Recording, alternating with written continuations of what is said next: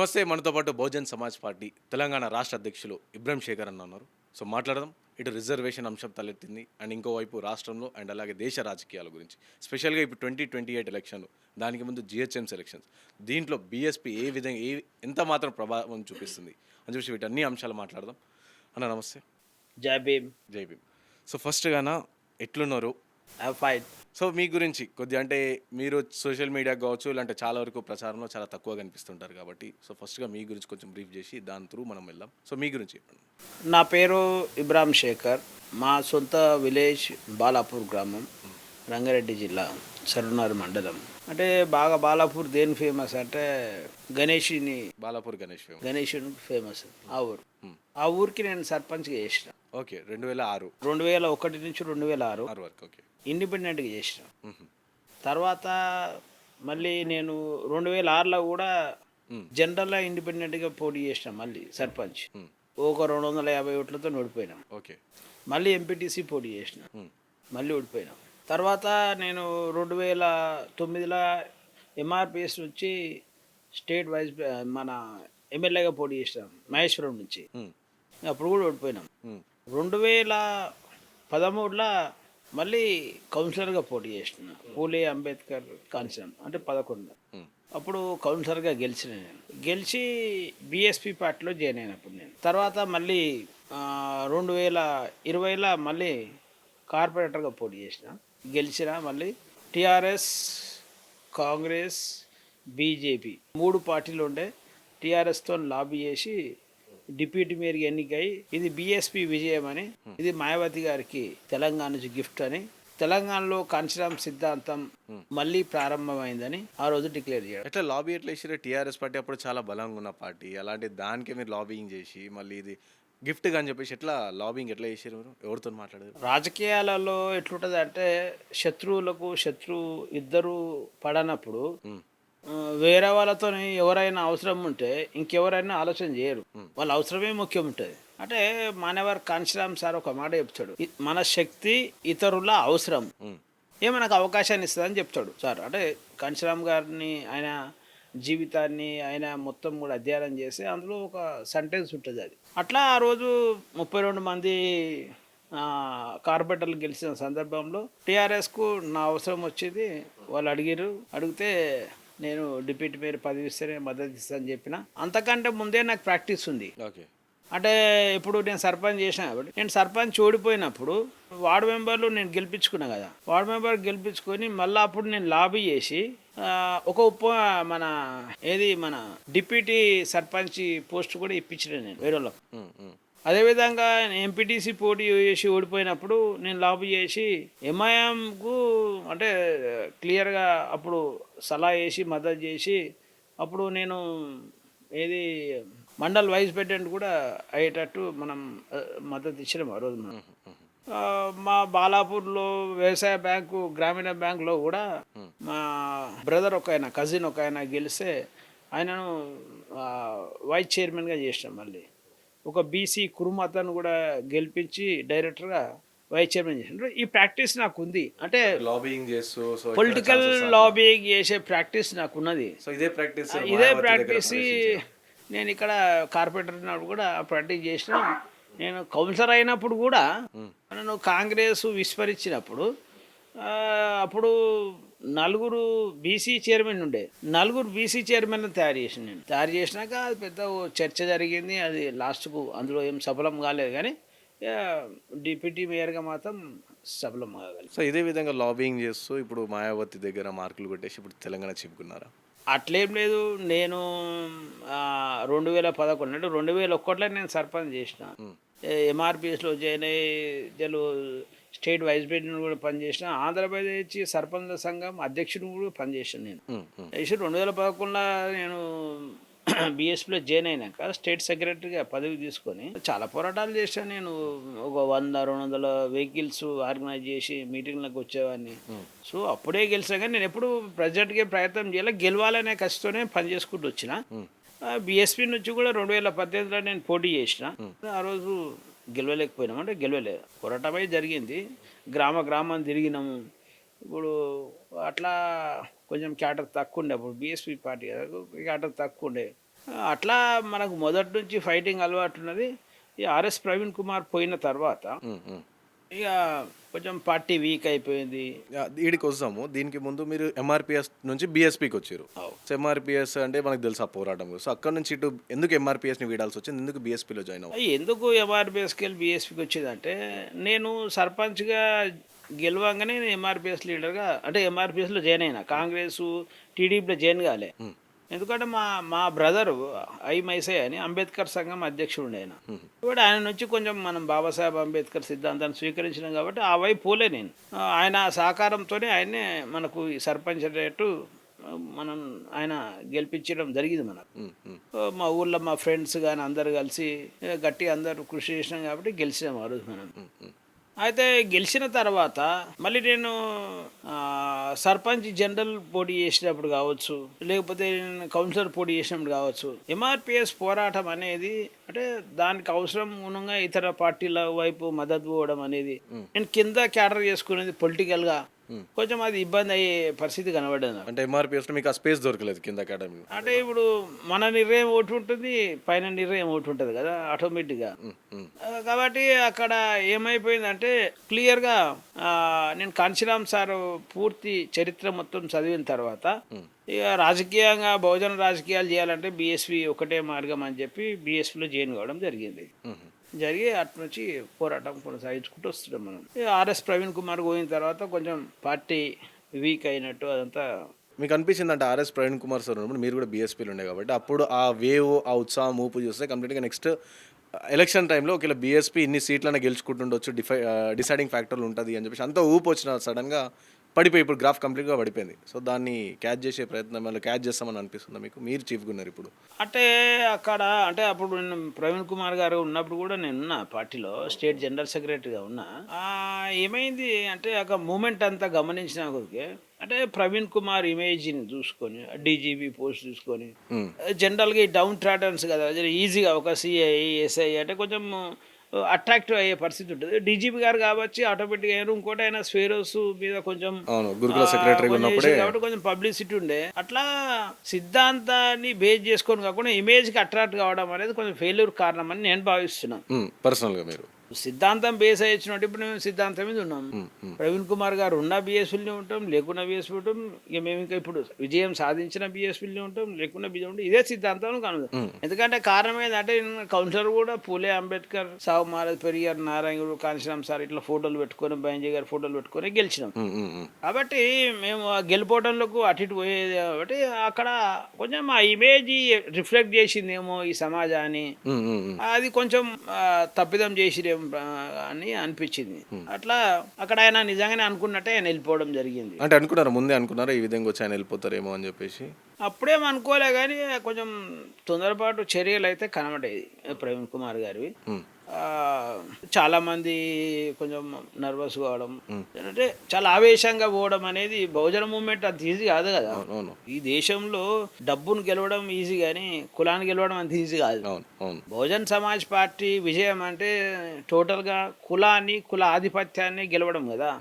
కాబట్టి అంత ఈజీ కూడా సాధ్యం కదా అనిపించింది. అట్లా ఆయన నిజంగానే నిర్ణయం తీసుకొని వెళ్ళిపోవడం జరిగింది. అంటే బీఎస్పీలో ఆర్ఎస్ ప్రవీణ్ కుమార్ సార్ ఉన్నప్పుడు కొంతమంది ఆయనను చూసి వచ్చారు, కొంతమంది బహుజన్ సమాజ్ పార్టీకి సంబంధించి పార్టీని చూసి వచ్చారు. సో అలాంటిది ఆయన వెళ్ళిపోగానే సడన్గా చాలామంది మోసపోయినాం, ఇంకా బహుజన్ సమాజ్వాదీ పార్టీ వైపు నమ్మకం కోల్పోయిన మంది కూడా చాలామంది ఉన్నారు. నాతో పర్సనల్గా చాలామంది ఏదో అబద్ధం మాట. నేను ఏమంటున్నా, ఆయన ఎంబడి వచ్చిన వాళ్ళే ఆయన ఎంబడి పోయారు. ఆయన ఎంబడి వచ్చిన వాళ్ళు కూడా మొత్తం పోలే. ఇంకా చాలా మంది స్వేరియర్స్ కూడా కింద బాధపడుకుంటారు. నిజానికి కట్టుబడి ఉన్న మనుషులు చాలా మంది ఉంటారు. కాబట్టి ఆయన ఎంబడి వచ్చి జర కొంచెం ఆయన లేకపోతే ఎట్లా అనుకుంటే పోయారు. కానీ సిద్ధాంతంగా పనిచేసే వాళ్ళు అందరు బీఎస్పీలు అందరూ అట్లే నిజమే. అదే నిజమైతే బైంజీ గారి బర్త్డే సంక్రాంతి పండుగ నాడు ఒక 4-5 వేల మందితో ఎట్లా జరుగుతుంది? జరగదు కదా. అట్లే మన కాంశీరామ్ సార్ బర్త్డే బడంగపేటలో ఒక 6-7 వేల మందితో ఎట్లా జరుగుతుంది? బాబాసాహెబ్ అంబేద్కర్ జయంతి మన వరంగల్లో 2,500 మందితో జరిగింది. ఆ రోజు అంబేద్కర్ జయంతి కదా. అన్ని ప్రాంతాలలో బస్తీ వరకు జరుగుతుంది కదా. బస్తీలో కూడా 3-4 జరుగుతాయి. అట్లాంటి సందర్భంలో కూడా బాబాసాహెబ్ అంబేద్కర్ జయంతిని బీఎస్పీ పార్టీ 2,500 నుంచి 3,000 మందితో మీటింగ్ 10-11 వరకు జరిగింది. అంటే బీఎస్పీ కార్యకర్తలు లేనట్ట. బీఎస్పీ కార్యకర్తలు పోయినట నిజంగానే ప్రవీణ్ కుమార్ గారు పోయినాక మరి పోతే అంత పెద్ద మీటింగ్ జరగదు కదా. కాబట్టి అదేం లేదు. ఇంకోటి 123 మంది వార్డు మెంబర్ కూడా గెలిచిరు కదా, 9 మంది ఉప సర్పంచులు గెలిచిరు కదా, 4 సర్పంచులు గెలిచిరు కదా, మేము సన్మాన కార్యక్రమం పెట్టుకున్నాం కదా, ఆయన పోయిన తర్వాత ఇవన్నీ జరిగినాయి కదా. కాబట్టి ఒకరు ఓడడం వల్ల సిద్ధాంతం పోతుంది అనేది ఎప్పుడు ఉండదండి. ఇప్పుడు బీజేపీ పార్టీ చూసినా కాంగ్రెస్ చూసినా కంటిన్యూ అయితేనే ఉన్నాయి కదా, బీఎస్పీ కూడా అట్లే కంటిన్యూ అయితేనే ఉంది కదా, ఎన్నో సంవత్సరాలు నేషనల్ పార్టీగా నడుస్తుంది కదా. ఇప్పటికి BSP is still national party కదా, 3rd ప్లేస్లో ఉంది కదా దేశంలో. బీఎస్పీ అంటే ఏమో చిన్న పార్టీ, కుల వివక్షత ఉందని తక్కువ చూస్తుంది తప్ప నేషనల్ అంటే ఎందుకు ఆ గ్రాఫ్ ఎందుకు వచ్చిందంటే BSP is first political party, so it's not a caste party కాదు, పొలిటికల్ పార్టీ. అలాంటి పొలిటికల్ పార్టీని కంప్లీట్గా ఇది కుల పార్టీ. ఏ విధంగా అంటే ఇప్పుడు ఊర్లో ఎవరైనా సరే బీఎస్పీ జెండా పట్టుకుంటే మాలా మాదిగోల పార్టీరా అనే కాన్సెప్ట్లో చాలామంది ఉంటారు. సో ఎందుకు అటువైపు ఎందుకు అట్లా ఆ మాలా మాదిగోల పార్టీ కావచ్చు ఈ పార్టీ అని చెప్పి ఎందుకు ఫిక్స్ అయింది? ఎందుకంటే ఇప్పుడు ఈ దేశంలో ఇప్పుడు నిన్ను చూడంగానే మీ ఊర్లో ఇప్పుడు ఒక ఊరికి వెళ్ళండి మీరు, ఒక ఊరికి వెళ్ళి ఫలాన్ శేఖర్ అని అడిగాను. ఇప్పుడు నేను ఇబ్రాహిం శేఖర్ అనేది మా ఊర్లో ఫేమస్ కాబట్టి నా ఇల్లు చూపిస్తారు. ఒకవేళ నేను ఫేమస్ కాలేదనుకో, మీరు మా ఊరికి వస్తారు, మీరు శేఖర్ అని ఇల్లు లేదని అడుగుతారు. మీరు అంటే ఏ శేఖర్ అని వెళ్తారు. సరే మీరు ఇంటి పేరు జ్ఞాపకం ఉంటే ఇంటి పేరు చెప్తారు, లేకుంటే ఏం చెప్తారు. లేకపోతే వాళ్ళకి అప్పుడు కూడా వాళ్ళు ఫైండ్ అవుట్ కాలేదనుకో, వాళ్ళు ఏం చెప్తారు, ఇమీడియట్గా నీకు వాళ్ళ ఇంటి పేరు అడుగుతారు. ఇంటి పేరుతో ఐడెంటిఫై కాలేదనుకో ఏ కులమని అడుగుతారు నేను. అయితే నా పేరు వాళ్ళకి పరిచయం ఉండని ఉండకపోని ఆ ఊర్లో ఏ కులాన్ని ఇండ్లు ఏడున్నాయని ప్రతి మనిషి తెలుసు క్లియర్గా. కాబట్టి వాళ్ళు ఏం చెప్తారు, అందుకో ఫలాన్ని ఏరియా కాడికి పోయి అక్కడికి వెళ్ళి అక్కడ పోయి ఆయన పేరు అడుగు ఎవరని చెప్తారని చెప్తారు. అట్లా ఈ దేశంలో కులం ఇంకా చచ్చిపోయిన కులం బతికే ఉంది ఇంకా. ఇప్పుడు మాయావతి గారు ఇప్పుడు డౌన్ ట్రాడన్కు మాదిక సమాజానికి సంబంధించిన వ్యక్తి కాబట్టి ఈరోజు ఆ మాట మాట్లాడుతారు. కేసీఆర్ వెల్మనే కదా, ఎందుకు అట్టలేరు వెల్మల పార్టీ అని. రేవంత్ రెడ్డే కదా, ఎందుకు రెడ్డిల పార్టీ అట్టలేరు, ఎందుకంటే మాయావతి గారు చమార్ అయితే చమార్ పార్టీ అంటారా? చెప్పండి. భారతదేశంలో బాబాసాహెబ్ అంబేద్కర్ అందరి గురించి పోరాటం చేసిండు కదా, గాంధీ గారు అయినా కొందరి గురించి చేసిండు పోరాటం. కానీ ఇప్పుడు కూడా బాబాసాహెబ్ అంబేద్కర్ ఏమంటారు, దళితుల నాయకుడు అని మాట్లాడారు. అదే ఫిక్స్ అండి, ఎవరు చూసినా బాబాసాహెబ్ ముంగడు పెట్టి కథమైన దళితులు. గాంధీ గారిని ఏమంటారు, ఏమంటారు? ఆయన అందరికి దేశానికి ఎట్లయితాడు చెప్పండి మీరు. మీరు భారతదేశంలో మనకు బ్రిటిషర్లతోని మనకు చర్చలు జరిగే సందర్భంలో ఇండియన్స్కి ఏమేమి ఇవ్వాలి స్వతంత్రం ఇచ్చే సమయంలో 1932లో రౌండ్ టేబుల్ సమావేశం సందర్భంలో ఓటు హక్కు గురించి చర్చ జరుగుతుంది. ఓటు హక్కు గురించి చర్చ జరుగుతున్నప్పుడు ఎవరెవరికి ఓటు ఇవ్వాలని అన్నప్పుడు గాంధీ గారు ఏమంటారండి, ట్యాక్సీ కట్టేటోళ్ళకే ఓటు ఇవ్వాలంటాడు. 1932లో ఈ మాట నేను చెప్పేది.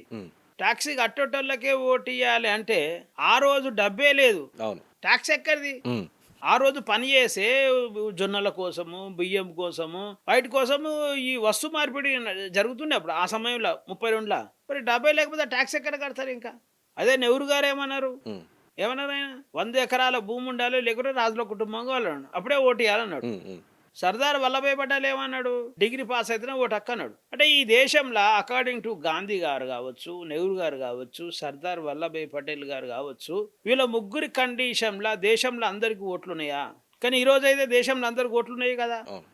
21 సంవత్సరాలు నిండిన ప్రతి ఒక్కరికి, అంటే 18 ఇయర్స్ నిండి అప్పుడు 21 ఇయర్స్, ఇప్పుడు 18 ఇయర్స్ నిండిన ప్రతి ఒక్కరికి ఓటు ఉన్నది కదా. భూమి ఉన్నోళ్లకు, భూమి లేనోళ్లకు, చదువు ఉన్నోళ్లకు, చదువు లేనోళ్లకు, ట్యాక్స్ కట్టేటోళ్ళకు, ట్యాక్స్ కట్టనోళ్ళకు అందరూ కూడా ఇలా ఓట్లు ఉన్నాయి.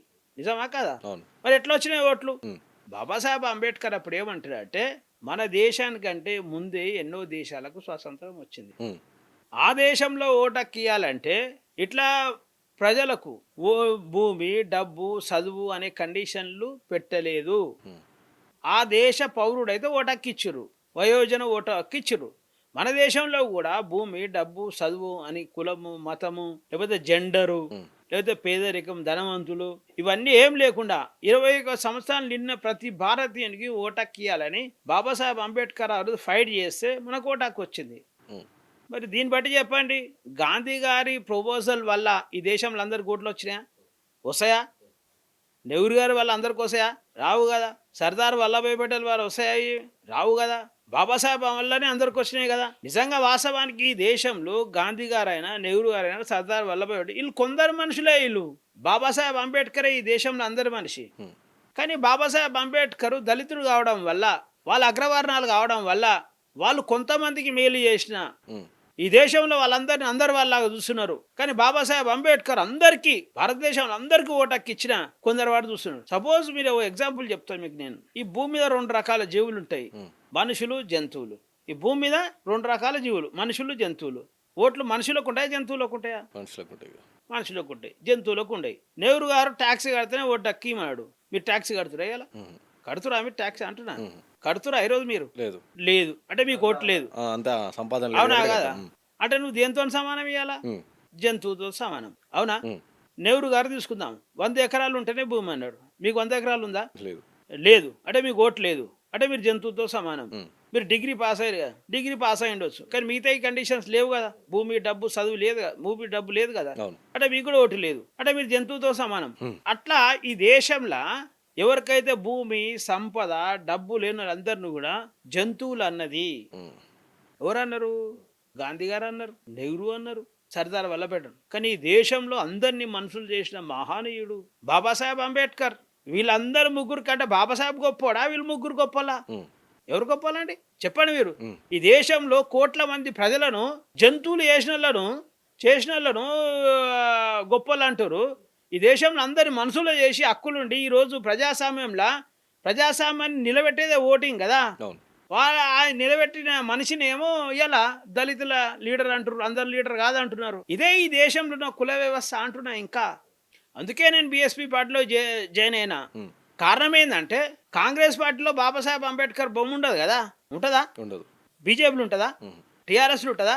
బీఎస్పీలోనే ఉంటుంది బాబాసాహెబ్ అంబేద్కర్ బొమ్మ. ఈ దేశంలో అణగారిన వర్గాల గురించి కొట్లాడిన వాళ్ళ మొత్తం బొమ్మలన్నీ కూడా పూలే, సావు మహారాజ్, పెరియారు, నారాయణ గురు, ఉమ్, బాబాసాహెబ్ అంబేద్కర్ అన్ని ఫోటోలన్నీ ఎందులో ఉంటాయి? బీఎస్పీ బ్యానర్లు ఉంటాయి. ఉమ్, అందుకే నేను బీఎస్పీలో జాయిన్ అయినా. ఎందుకంటే ఈ దేశంలో అందరూ కూడా మనుషుల్లాగా. ఉమ్, ఇంకా ఈ దేశంలో ఎందుకు పేదరికం ఉంది చెప్పాలా మీకు నేను? ఉమ్, ఉమ్, మనిషికి జంతువుకు తేడా ఇది. ఉమ్, జంతువు ఏమో మనుషుల కోసం బతుకుతుంది, ఉమ్, మనుషుల అభివృద్ధి కోసం బతుకుతుంది. నువ్వు సపోజ్ ఒక ఆవును తీసుకో, ఆవును తీసుకుంటే పాలు ఇస్తుంది కదా, నువ్వు గడ్డి వేస్తే. అవు. పాలతో ఎంతమంది 10 మంది మనుషులు బతుకుతారు, ఉమ్, కానీ జంతువు ఒకటే బతుకుతుంది. అవునా కదా? అట్లా జంతువు తింటది, కష్టం చేస్తుంది, ఉమ్, పండుకుంటుంది, చచ్చిపోతుంది. దాని జీవితం అంతా ఉమ్, మనిషికి సేవ చేసి ఉమ్, చచ్చిపోవడే. మనిషిని డెవలప్ చేసి చచ్చిపోవడే కదా. అవు. కానీ బతికేది కేవలం తిండి కోసమే. అట్లాగే ఈ దేశంలో ఇంకా పేదలు రాలేదా? ఉన్నారు. ఒక ఫ్యాక్టరీ ఉంటుంది, ఫ్యాక్టరీలా కూలీలు కూలీగానే ఉంటారు, ఓనర్గా మారుతున్నారు కదా. ఉమ్, అంటే ఈ దేశంలో ఇంకా ఈ కాంగ్రెస్, టీఆర్ఎస్, బీజేపీ ఇవన్నీ బతుకుండడం వల్ల, వీళ్ళకి ఓట్లేయడం వల్ల పేదరికం ఉంది. ఉమ్. నిజంగా దేశం అంతా కనుక బీఎస్పీకి ఓట్లేస్తే ఇలా పరిస్థితి వేరే ఉండేది అంటున్నాను నేను. కానీ ఇప్పుడున్న పరిస్థితులు చేస్తారంటారు బీఎస్పీకి, ఎందుకంటే ఎక్కడ కూడా అధికారంలో లేదు. అక్కడక్కడ కొంతమంది ఎంపీలు ఉన్నారు, సో ఆల్రెడీ అధికారం ఉండి వెళ్ళిపోయింది. కానీ ఇప్పుడు మళ్ళీ బీఎస్పీకి ఓటేసే పరిస్థితి, ఎందుకంటే ఈ రాజకీయాలు డబ్బుతో కూడిన రాజకీయాలు. సో మీరు బహుజన్ సమాజ్వాద్ పార్టీ కాబట్టి, సో డబ్బులు ఎంతైనా సరే ఇప్పుడు మీ సిద్ధాంతాలు కావచ్చు, మిమ్మల్ని నమ్ముకొని పార్టీ చేసే వాళ్ళు ఉన్నారంటారు ప్రజలు ఇంకా? ఎందుకండి రీసెంట్గా మీరు ఢిల్లీ కాక్రోచ్ పోరాటం చూడండి. అవును.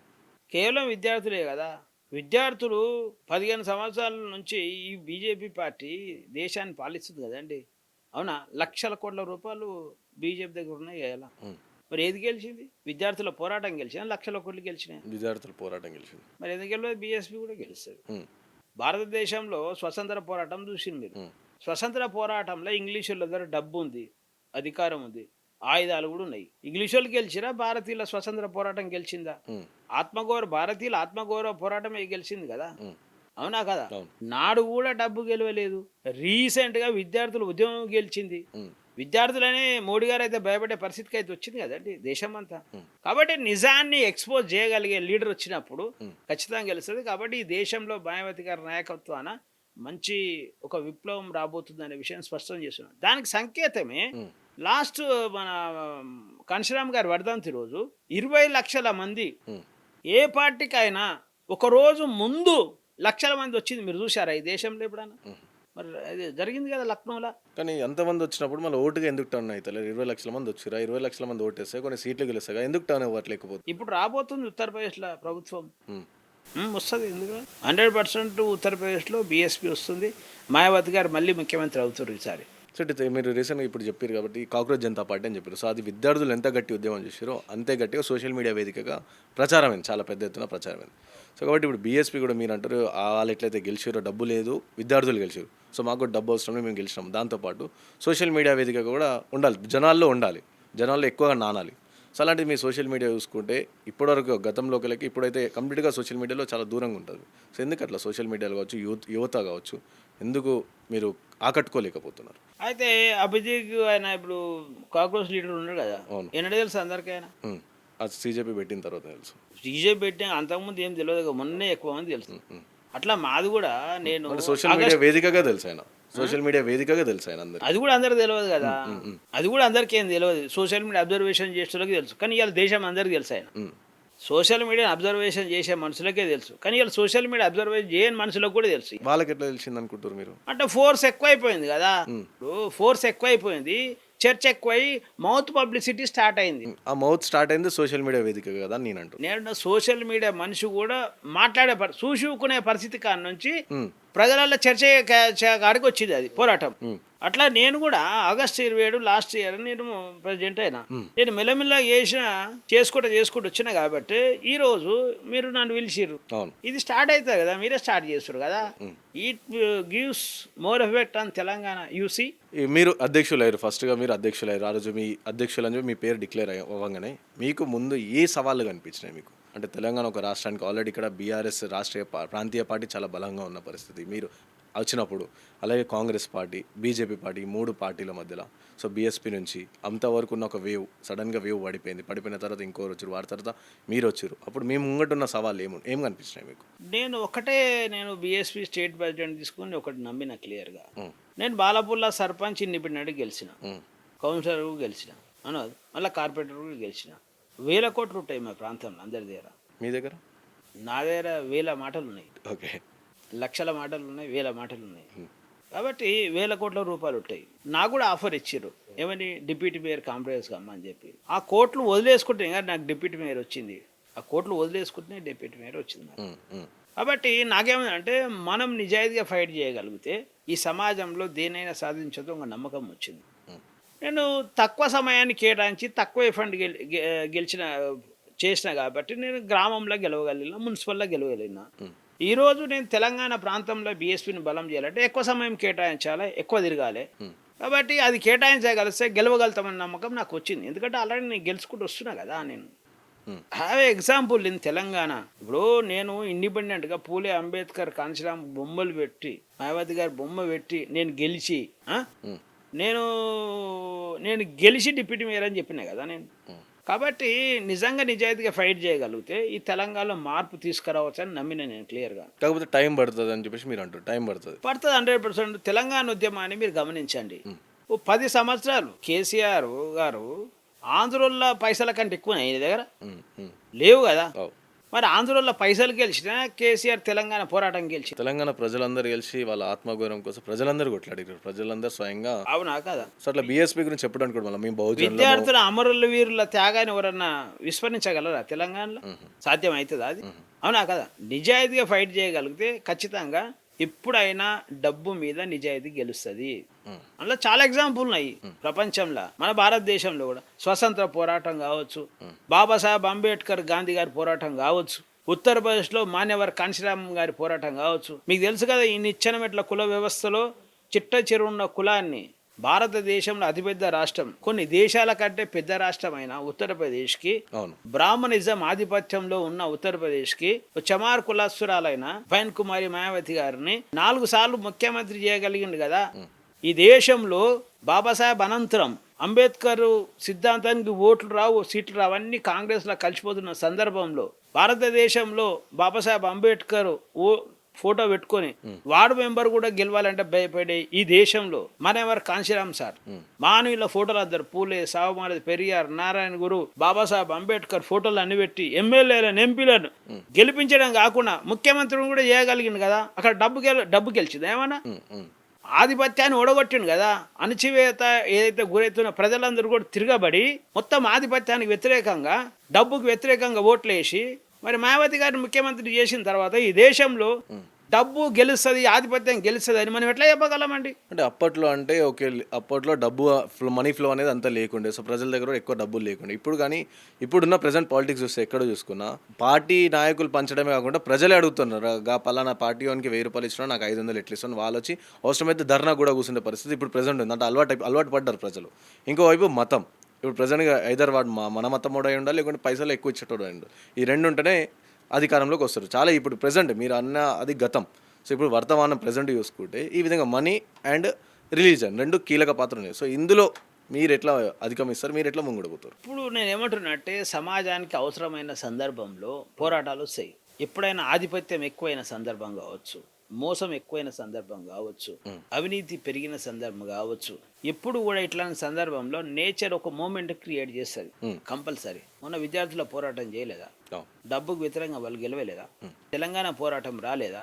డబ్బుకు వ్యతిరేకంగా గెలవలేదా? ఇప్పుడు కేసీఆర్కు రేవంత్ రెడ్డికి కంపేర్ చేస్తే అప్పుడైతే కేసీఆర్ గారి దగ్గర డబ్బులు ఎక్కువ ఉండే కదా, రేవంత్ రెడ్డి కేసీఆర్ మీద గెలవలేదా? మరి ఎట్లా డబ్బు గెలుస్తా అని చెప్తున్నారు మీరు? అయితే ఎప్పుడు కూడా సమాజంలో ఆధిపత్యం పెరిగిన, అణచివేత పెరిగిన, అవినీతి పెరిగిన, దీనికి సంబంధించిన నాయకత్వం ఏదో ఒకటి వస్తుంది, పోరాటం స్టార్ట్ అవుతుంది. ఆ పోరాటం ఖచ్చితంగా ఆ డబ్బును, ఆధిపత్యాన్ని ఓడగొడుతుంది. అట్లా తెలంగాణ రాష్ట్రంలో కూడా ఖచ్చితంగా బీఎస్పీ పార్టీ రాబోయే రోజులలో బలమైన రాజకీయ పార్టీగా మారుతుంది. అంటే బీఎస్పీ పార్టీ విషయం చూసుకుంటే ఇప్పుడు నార్మల్ తిరగాలన్నా సరే మీ కార్యకర్తలు కావచ్చు, లేకపోతే మీ వాళ్ళు కొంతమంది పోలరైజ్ చేయాలనుకుంటే, లేకపోతే తిరగాలన్నా సరే పైసలు అనివార్యం కంపల్సరీ. సో కాబట్టి మీరు అధ్యక్షులుగా ఉన్నారు, అంతోకింతో పార్టీ సెంట్రల్ ఎంత ఇచ్చినా సరే మీరు ఇక్కడ చూసుకోవాల్సి వస్తుంది. సో కాబట్టి మీ ఆర్థికంగా ఎట్లున్నారు? ఎందుకంటే మహేశ్వరం అంటే ఆబ్వియస్లీ మీరు ఇంతమంది చెప్పినట్టు లక్షల కోట్లు ఉన్నాయని చెప్పారు. సో మీ దగ్గర ఎంత ఉన్నాయి అండ్ మీరు ఏ విధంగా ముందు పెట్టబోతున్నారు? ఇప్పుడు తెలంగాణ పోరాటానికి ప్రజలు డబ్బులు ఇవ్వలేదా? మొన్న జంజీ పోరాటం చేసే విద్యార్థులు చేస్తే సమాజం అంతా కూడా సహకరించలేదా? ఎందుకు? సమాజం గురించి నిజాయితీగా పోరాటం చేస్తే సమాజం సహకరిస్తుంది. ఫర్ ఎగ్జాంపుల్ నేను మాయావతి గారి బర్త్డే జనవరి 15 సంక్రాంతి పండుగ నాడు చేసినాడు. మేము ₹1 ఎవరికి ఇవ్వలేదు. మొత్తం 5,000 మంది, 4 నుంచి 5,000 మంది, వాళ్ళంతా వాళ్ళే బండ్లు పెట్టుకొని వచ్చారు కదా. మనుషులను మోటివేషన్ చేయగలిగితే, మనిషికి నీ పోరాటం ఈ సమాజానికి అవసరమైంది, ఆ పోరాటంలో నీ జీవితం ఉంటుంది, నీలాంటి వాళ్ళ జీవితం ఉంటుంది, నీ కుటుంబం జీవితం ఉంటుంది అని ఒకసారి లీడర్ చెప్పగలిగితే, అర్థం చేయించగలిగితే, if he is able to convince him 100% ప్రజలు వాళ్ళంతా లాలే వస్తారు. అట్లా ఇంతకుముందు కూడా తెలంగాణ ఆంధ్రప్రదేశ్లో ఉన్నప్పుడు మానవర కాంశీరామ్ గారు 10 లక్షల మంది మీటింగ్ పెట్టిండు కదా. బహుజన్ సమాజ్ పార్టీ ఎప్పుడు కూడా ఎవరు వీళ్ళు ఫ్యాక్టరీలు వాళ్ళ దగ్గర డబ్బులు ఏం తీసుకోదు, సమాజం డబ్బులు ఇస్తాం. మేము ఇప్పటికీ మాయావతి గారికి ప్రతి స్టేట్ నుంచి మేము ప్రజల దగ్గరికి ఆర్థికంగా సహకారం తీసుకొని మేము పార్టీ నడవడానికి మేము మూమెంట్కి డబ్బులు ఇస్తాం కదా.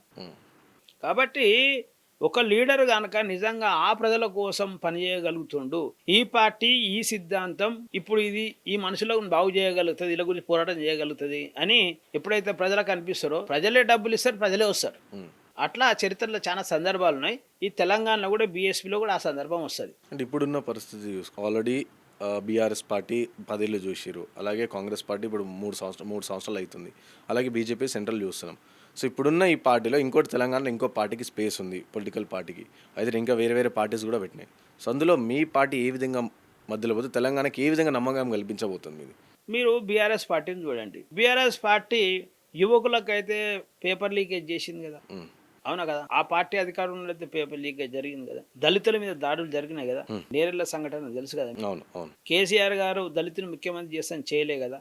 ఇవన్నీ ఏవైతే హామీలు నెరవేర్చలేదో, అవినీతి ఆరోపణలు, దాని మీదనే రేవంత్ రెడ్డి గారు మాట్లాడి కాంగ్రెస్ పార్టీ అధికారం వచ్చింది కదా, అవునా కదా. రేవంత్ రెడ్డి గారి దగ్గర లేకుంటే కాంగ్రెస్ పార్టీ దగ్గర 10 సంవత్సరాల అధికారం ఉన్న టీఆర్ఎస్ పార్టీ కంటే డబ్బులు లేక ఇబ్బంది పడుతున్న సందర్భంలో వాళ్ళ డబ్బు మీద, వాళ్ళ అవినీతిపై చేసిన ఆరోపణలే కదా, వాళ్ళు చేసిన తప్పుల మీద ఆరోపణలే కదా కాంగ్రెస్ అధికారం కట్టబెట్టింది. నిజమా కాదా? ఈరోజు కాంగ్రెస్ అదే పని చేస్తుంది. కాంగ్రెస్ కూడా ఏది టీఎస్పీఎస్ పేపర్ లీక్ చేసింది, అవునా కాదా. లీగ్లో దాన్ని ఇప్పటిదాకా చర్యలు తీసుకున్న సందర్భం లేదు కదా. ఇప్పుడు కాంగ్రెస్ ఇచ్చిన హామీలను నెరవేర్చే పరిస్థితి లేదు. కేవలం ఆర్టీసీ ఒకటి 2,500 మహిళలకు ఇస్తాను ఇవ్వలేదు. గవర్నమెంట్ స్కూల్స్కి ఇప్పటికి బడ్జెట్ లేదండి. ప్రభుత్వ పాఠశాలల్లో అమ్మాయిలు ఈరోజు ఏ గ్రామానికైనా మీరు వెళ్ళండి, ప్రభుత్వ పాఠశాలలో టాయిలెట్ కట్టిస్తారు, మెయింటెనెన్స్కు డబ్బులు ఉండవు. ఒక 500 మంది అమ్మాయిలు చదువుకునే స్కూల్లో టాయిలెట్లు మెయింటైన్ చేయాలంటే మినిమం ఒక 50,000 40,000 అవుతాయి కదా. 10,000 ఏం సరిపోతాయండి? ప్రభుత్వ పాఠశాల టాయిలెట్లు బాగాలేక మెయింటెనెన్స్ లేక అమ్మాయిలు టాయిలెట్ చేయాల్సి వస్తుందని మంచినీళ్ళు తాగుతలేరు. టాయిలెట్ చేయలేక అంటే మంచినీళ్ళు తాగిన తర్వాత టాయిలెట్ కంట్రోల్ చేసుకొని హార్మోన్స్ ఇన్బ్యాలెన్స్ వాడి ఇబ్బంది పడుతున్నారు. మంచినీళ్ళు తాగాక టాయిలెట్ చేయాల్సి వస్తుందని కిడ్నీ ప్రాబ్లం కూడా వస్తున్నది. ఇంత చిన్న సమస్య ఆయన బీఆర్ఎస్ కనబడలేదు, ఇలా కాంగ్రెస్ కనబడతలేదు అండి. చెప్పండి మీరు, ఎంతమంది కిడ్నీలు ఖరాబ్ అవుతున్నాయి ఈరోజు, ఎంతమంది అమ్మాయిల హార్మోన్స్ ఇన్బ్యాలెన్స్ అవుతున్నాయి. ప్రతి గ్రామంలో ఈరోజు ఒక టెంపుల్ వచ్చిందండి. ఆ టెంపుల్లో మంచి టాయిలెట్స్ ఉంటాయి. టెంపుల్ కూడా 100 మంది పోతారు కదా. మంచినీళ్ళు ఉంటాయి, నీట్గా ఉంటుంది. మీరు పోయి గవర్నమెంట్ స్కూల్లో చూడండి, ఊకడానికి మనిషి ఉన్నాడు, ఒక అటెండర్ ఉన్నాడు. ఊకడానికి మనిషి ఉన్నాడు, అటెండర్ ఉన్నాడు. టాయిలెట్ క్లీన్ చేయడానికి ఒక మనిషిని పెట్టరు. దాని మెయింటెనెన్స్ డబ్బులు ఉండయి. దానికో 50,000 అయితే 10,000 ఇస్తారు. ఎవరు చేస్తాడు పని? కాబట్టి నాటి బీఆర్ఎస్ కానీ నేటి కాంగ్రెస్ కానీ ఈ పేద ప్రజలకు సంబంధించిన విషయంలో 100% వీకురు. అంటే ఉస్మానియా హాస్పిటల్ మీరు వెళ్ళండి ఒకసారి, వెళ్తే నీకు ఛాతీ ఎక్స్రే తీస్తే ఫిలిపులు లేవండి ఉస్మానియా హాస్పిటల్లో. డాక్టర్ దగ్గర సెల్ ఫోన్ ఉంది, స్మార్ట్ ఫోన్. పేషెంట్ దగ్గర స్మార్ట్ ఫోన్ లేదు, ప్లస్ ఆయన దగ్గర ఏ ఫిల్మ్లు లేవు. మరి ఎట్లా? ఏం చేస్తుండ్రు రేవంత్ రెడ్డి గారు? చెప్పండి, ఏం చేస్తుండ్రు రేవంత్ రెడ్డి గారు? కేటీఆర్ గారు ఎప్పుడైనా మాట్లాడక చూసిరా? రేవంత్ రెడ్డి ఇది మాట్లాడుతుండు, అది మాట్లాడుతుంది తప్ప ఎందుకు? కేటీఆర్ గారు ఉస్మానియాకి వెళ్తే తెలుస్తుంది కదా, మీరు ప్రతిపక్షం కదా, మీ బాధ్యత కాదా? ప్రైవేట్ హాస్పిటల్లో మెడల పుస్తలతాడు బంగారు గొలుసులు ఉండయి, తాడులు ఉంటాయి. వాళ్ళందరూ కూడా ప్రైవేటు హాస్పిటల్లో కూర్చురండి. నా దగ్గరకు అమ్మాయి వచ్చింది. అమ్మాయి వచ్చి సోరియాసిస్ అని బొక్కలకు సంబంధించిన రోగం వచ్చి ఆమెకు ఇబ్బంది అయింది. అయితే ఇట్లా 2-3 అంటే ఇట్లా అయిపోయింది. ఆమె ఒక గంట 2 గంటలు పండుకోగలుగుతుంది, మళ్ళీ 2 గంటలు కూర్చోవాలి, పడుకోవాలి. అట్లా ఒక 5-6 గంటలు కూడా పడుకోలేదు ఆమె. ఆ అమ్మాయికి 5 లక్షల రూపాయలు కావాలి, వాళ్ళ ఫాదర్ అదే లేవు. ఎట్లయితుందండి ఆపరేషన్? చాలా ఘోరం. రీసెంట్గా అబ్బాయి నా దగ్గరకు వచ్చిండు. వాళ్ళ పాపకు బోన్ మ్యారో ప్రాబ్లం వచ్చిందంట, ట్రాన్స్ప్లాంట్ చేయాలి, తండ్రిది చేయాలి. దానికి 6 లక్షలు కావాలండి, వాళ్ళ దగ్గర లేవంట. ఓ వారం 15 రోజులు చేయకపోతే చచ్చిపోతారు అంటారు. మా దగ్గరకు వచ్చారు. మేము ఎక్కడ చేయాలి 5-6 లక్షల రూపాయలు? ఇప్పుడు మనకు తెలిసిన ఒక ఎమ్మెల్యే గారికి మాట్లాడినాం, ఆయన మాట్లాడతా అని చెప్పిండు. మా పార్టీతో సహాయంగా అయిందంతా మా అంతలో మేము చేయగలిగాం. వాళ్ళకి హాస్పిటల్కి సంబంధించిన ఖర్చులకు కూడా వాళ్ళ సొంత అన్న ఈ పిల్లగాడేమో బిడ్డ దగ్గర ఉండి తిరుగుతుండు, డబల్ డ్యూటీ చేసి డబ్బులు కడుతుండట, హాస్పిటల్ ఖర్చులు కడుతుండట. ఎప్పుడన్నా ఈ కేటీఆర్ రోజు పొద్దున్న లేసేయినా రేవంత్ రెడ్డిని తిట్టుడే కానీ ఓ గవర్నమెంట్ హాస్పిటల్, ఓ గవర్నమెంట్ స్కూల్ పోయిన సందర్భం ఉందా ఎప్పుడైనా? రోజు అందరు దేని గురించి మాట్లాడతారండి? కాళేశ్వరం గురించి మాట్లాడతారు. కాళేశ్వరం గురించి ఎందుకు మాట్లాడతారు తెలుసా నీకు? 1,40,000 కోట్లు ఉన్నాయి కదా అంతా. ఎందుకంటే దాని గురించి మాట్లాడితే ఎవడన్నా కమిషన్ ఇస్తాడేమని. నువ్వు గవర్నమెంట్ స్కూల్ గురించి మాట్లాడితే ఎవడు కమిషన్ ఇయ్యాడు కదా, గవర్నమెంట్ హాస్పిటల్ గురించి ఎవడు కమిషన్ ఇయ్యాడు కదా. నువ్వు చూడు ఈ లీడర్లు అంతా బీజేపీ వాళ్ళు కానీ కాంగ్రెస్ వాళ్ళు కానీ టీఆర్ఎస్ వాళ్ళు కానీ వీటి మీదనే మాట్లాడతారు. లక్షల కోట్ల ప్రాజెక్టుల మీద కాంట్రాక్టర్ల మీద మాట్లాడతారు తప్ప ₹1 రాని గవర్నమెంట్ స్కూల్ మీద ఎప్పుడైనా మాట్లాడంగా నువ్వు చూసినావా? ₹1 రాని ఈ గవర్నమెంట్ హాస్పిటల్ మీద మాట్లాడడం చూసినా? ఎందుకు మాట్లాడుతున్నారు? మాట్లాడితే వాళ్ళకి ఏం రాదు, పేద ప్రజలకు లాభం జరుగుతుంది. రేపు పొద్దుగా వాళ్ళు లాభం జరుగుతుంది, చదువుకుంటే చైతన్యం వస్తుంది. వీళ్ళ పైసలు వీళ్ళు మందు తీసుకొని, నేను మందు తీసుకొని నోటేస్తావా? నేను పైసలు తీసుకొని నోటేస్తావా? ఒకవేళ తీసుకున్నా ఎవరికైనా ఆయనకే వేస్తాం మనం, అవునా కాదు? ఈ చైతన్యం వస్తే మా రాజ్యం కూలిపోతారా నాయన. కాబట్టి వీళ్ళు ఇట్లే తాగాలి, వీళ్ళు ఇట్లే ఖరాబ్ కావాలి అన్నీ ఉన్నారు. సమాజం ఎంత ఘోరం అవుతుందండి ఈరోజు. మీరు చూడండి, చెడు అలవాట్లు చాలా గ్రౌండ్కి వచ్చేసినాయి అన్ని. గవర్నమెంట్ స్కూళ్ళల్లో గంజాయి దొరుకుతుంది, దానికి బాధ్యుడు ఎవడు? ప్రభుత్వం కంప్లీట్ గా వైఫల్యమైందంటారు. ఇంజనీరింగ్ కాలేజ్ మొన్న సీఎం గారు అన్నారుగా, ఇంజనీరింగ్ కాలేజీలలో గంజాయి తాగుతారు, ఒక్కడు మంచోళ్ళు లేడని. క్రిమినల్ వేస్ట్ అని చెప్పేసి కూడా ఇంజనీరింగ్ గ్రాడ్యుయేట్ కాబట్టి దానికి ఎవరు బాధ? నువ్వు ఇమ్మీడియట్ కాలేజీలో ఉన్నాడు ఎవరైతే ఉన్నారో వాళ్ళకి అన్ని లైసెన్స్ క్యాన్సిల్ చేయాలి కదా. నువ్వు వాళ్ళే తయారు చేస్తారు కదా, వాళ్ళ బాధ్యత కదా పిల్లల్ని మంచిగా చూసేది. నువ్వు నీ కాలేజ్ లోపలికి ఎట్లా వస్తుంది గంజాయి? అసలు రాష్ట్రానికి ఎట్లా వస్తుంది గంజాయి? రాష్ట్రానికి ఎట్లా వస్తుంది? రాష్ట్రానికి వెళ్ళి కాలేజీలకు ఎట్లా వస్తుంది? ఎంత బాధ్యతలు కాదా? కాబట్టి వీళ్ళు ఈ సమాజం ఖరాబ్ అవుతుంటే దాన్ని ఖరాబ్ కావాలనే చూస్తున్నారు, మాట్లాడుతారు. కాంచీరామ్ సార్ ఒక మాట అంటారు, వీళ్ళందరూ పాలక వర్గాలందరూ కూడా ఏమంటారు అంటే దీన్ని స్టేటస్ కో మెయింటైన్ చేస్తారు. అంటే పేదలు బాగుపడాలని మాట్లాడతారు తప్ప వీళ్ళు పేదలు బాగుపడే పని చేయరని.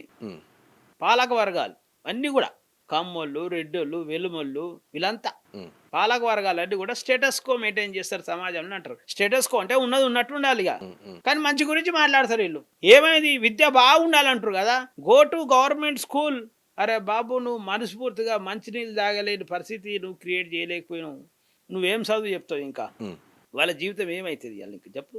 సో బీఎస్పీ వస్తే మీరు చెప్పే సమస్యలన్నీ కూడా తీరుతాయి అంటారా? బీఎస్పీ ఏర్పడింది ఎందుకంటే ఈ సమాజంలో ఎవ్వరు పట్టించుకోని సమస్యల గురించి, ఎవ్వరు పట్టించుకోని ప్రజల గురించి ఏర్పడిన పార్టీ బీఎస్పీ పార్టీ అని మానవర్ కాంశీరామ్ గారు 1984 ఏర్పాటు చేసినట్టు చెప్పిండు కదా.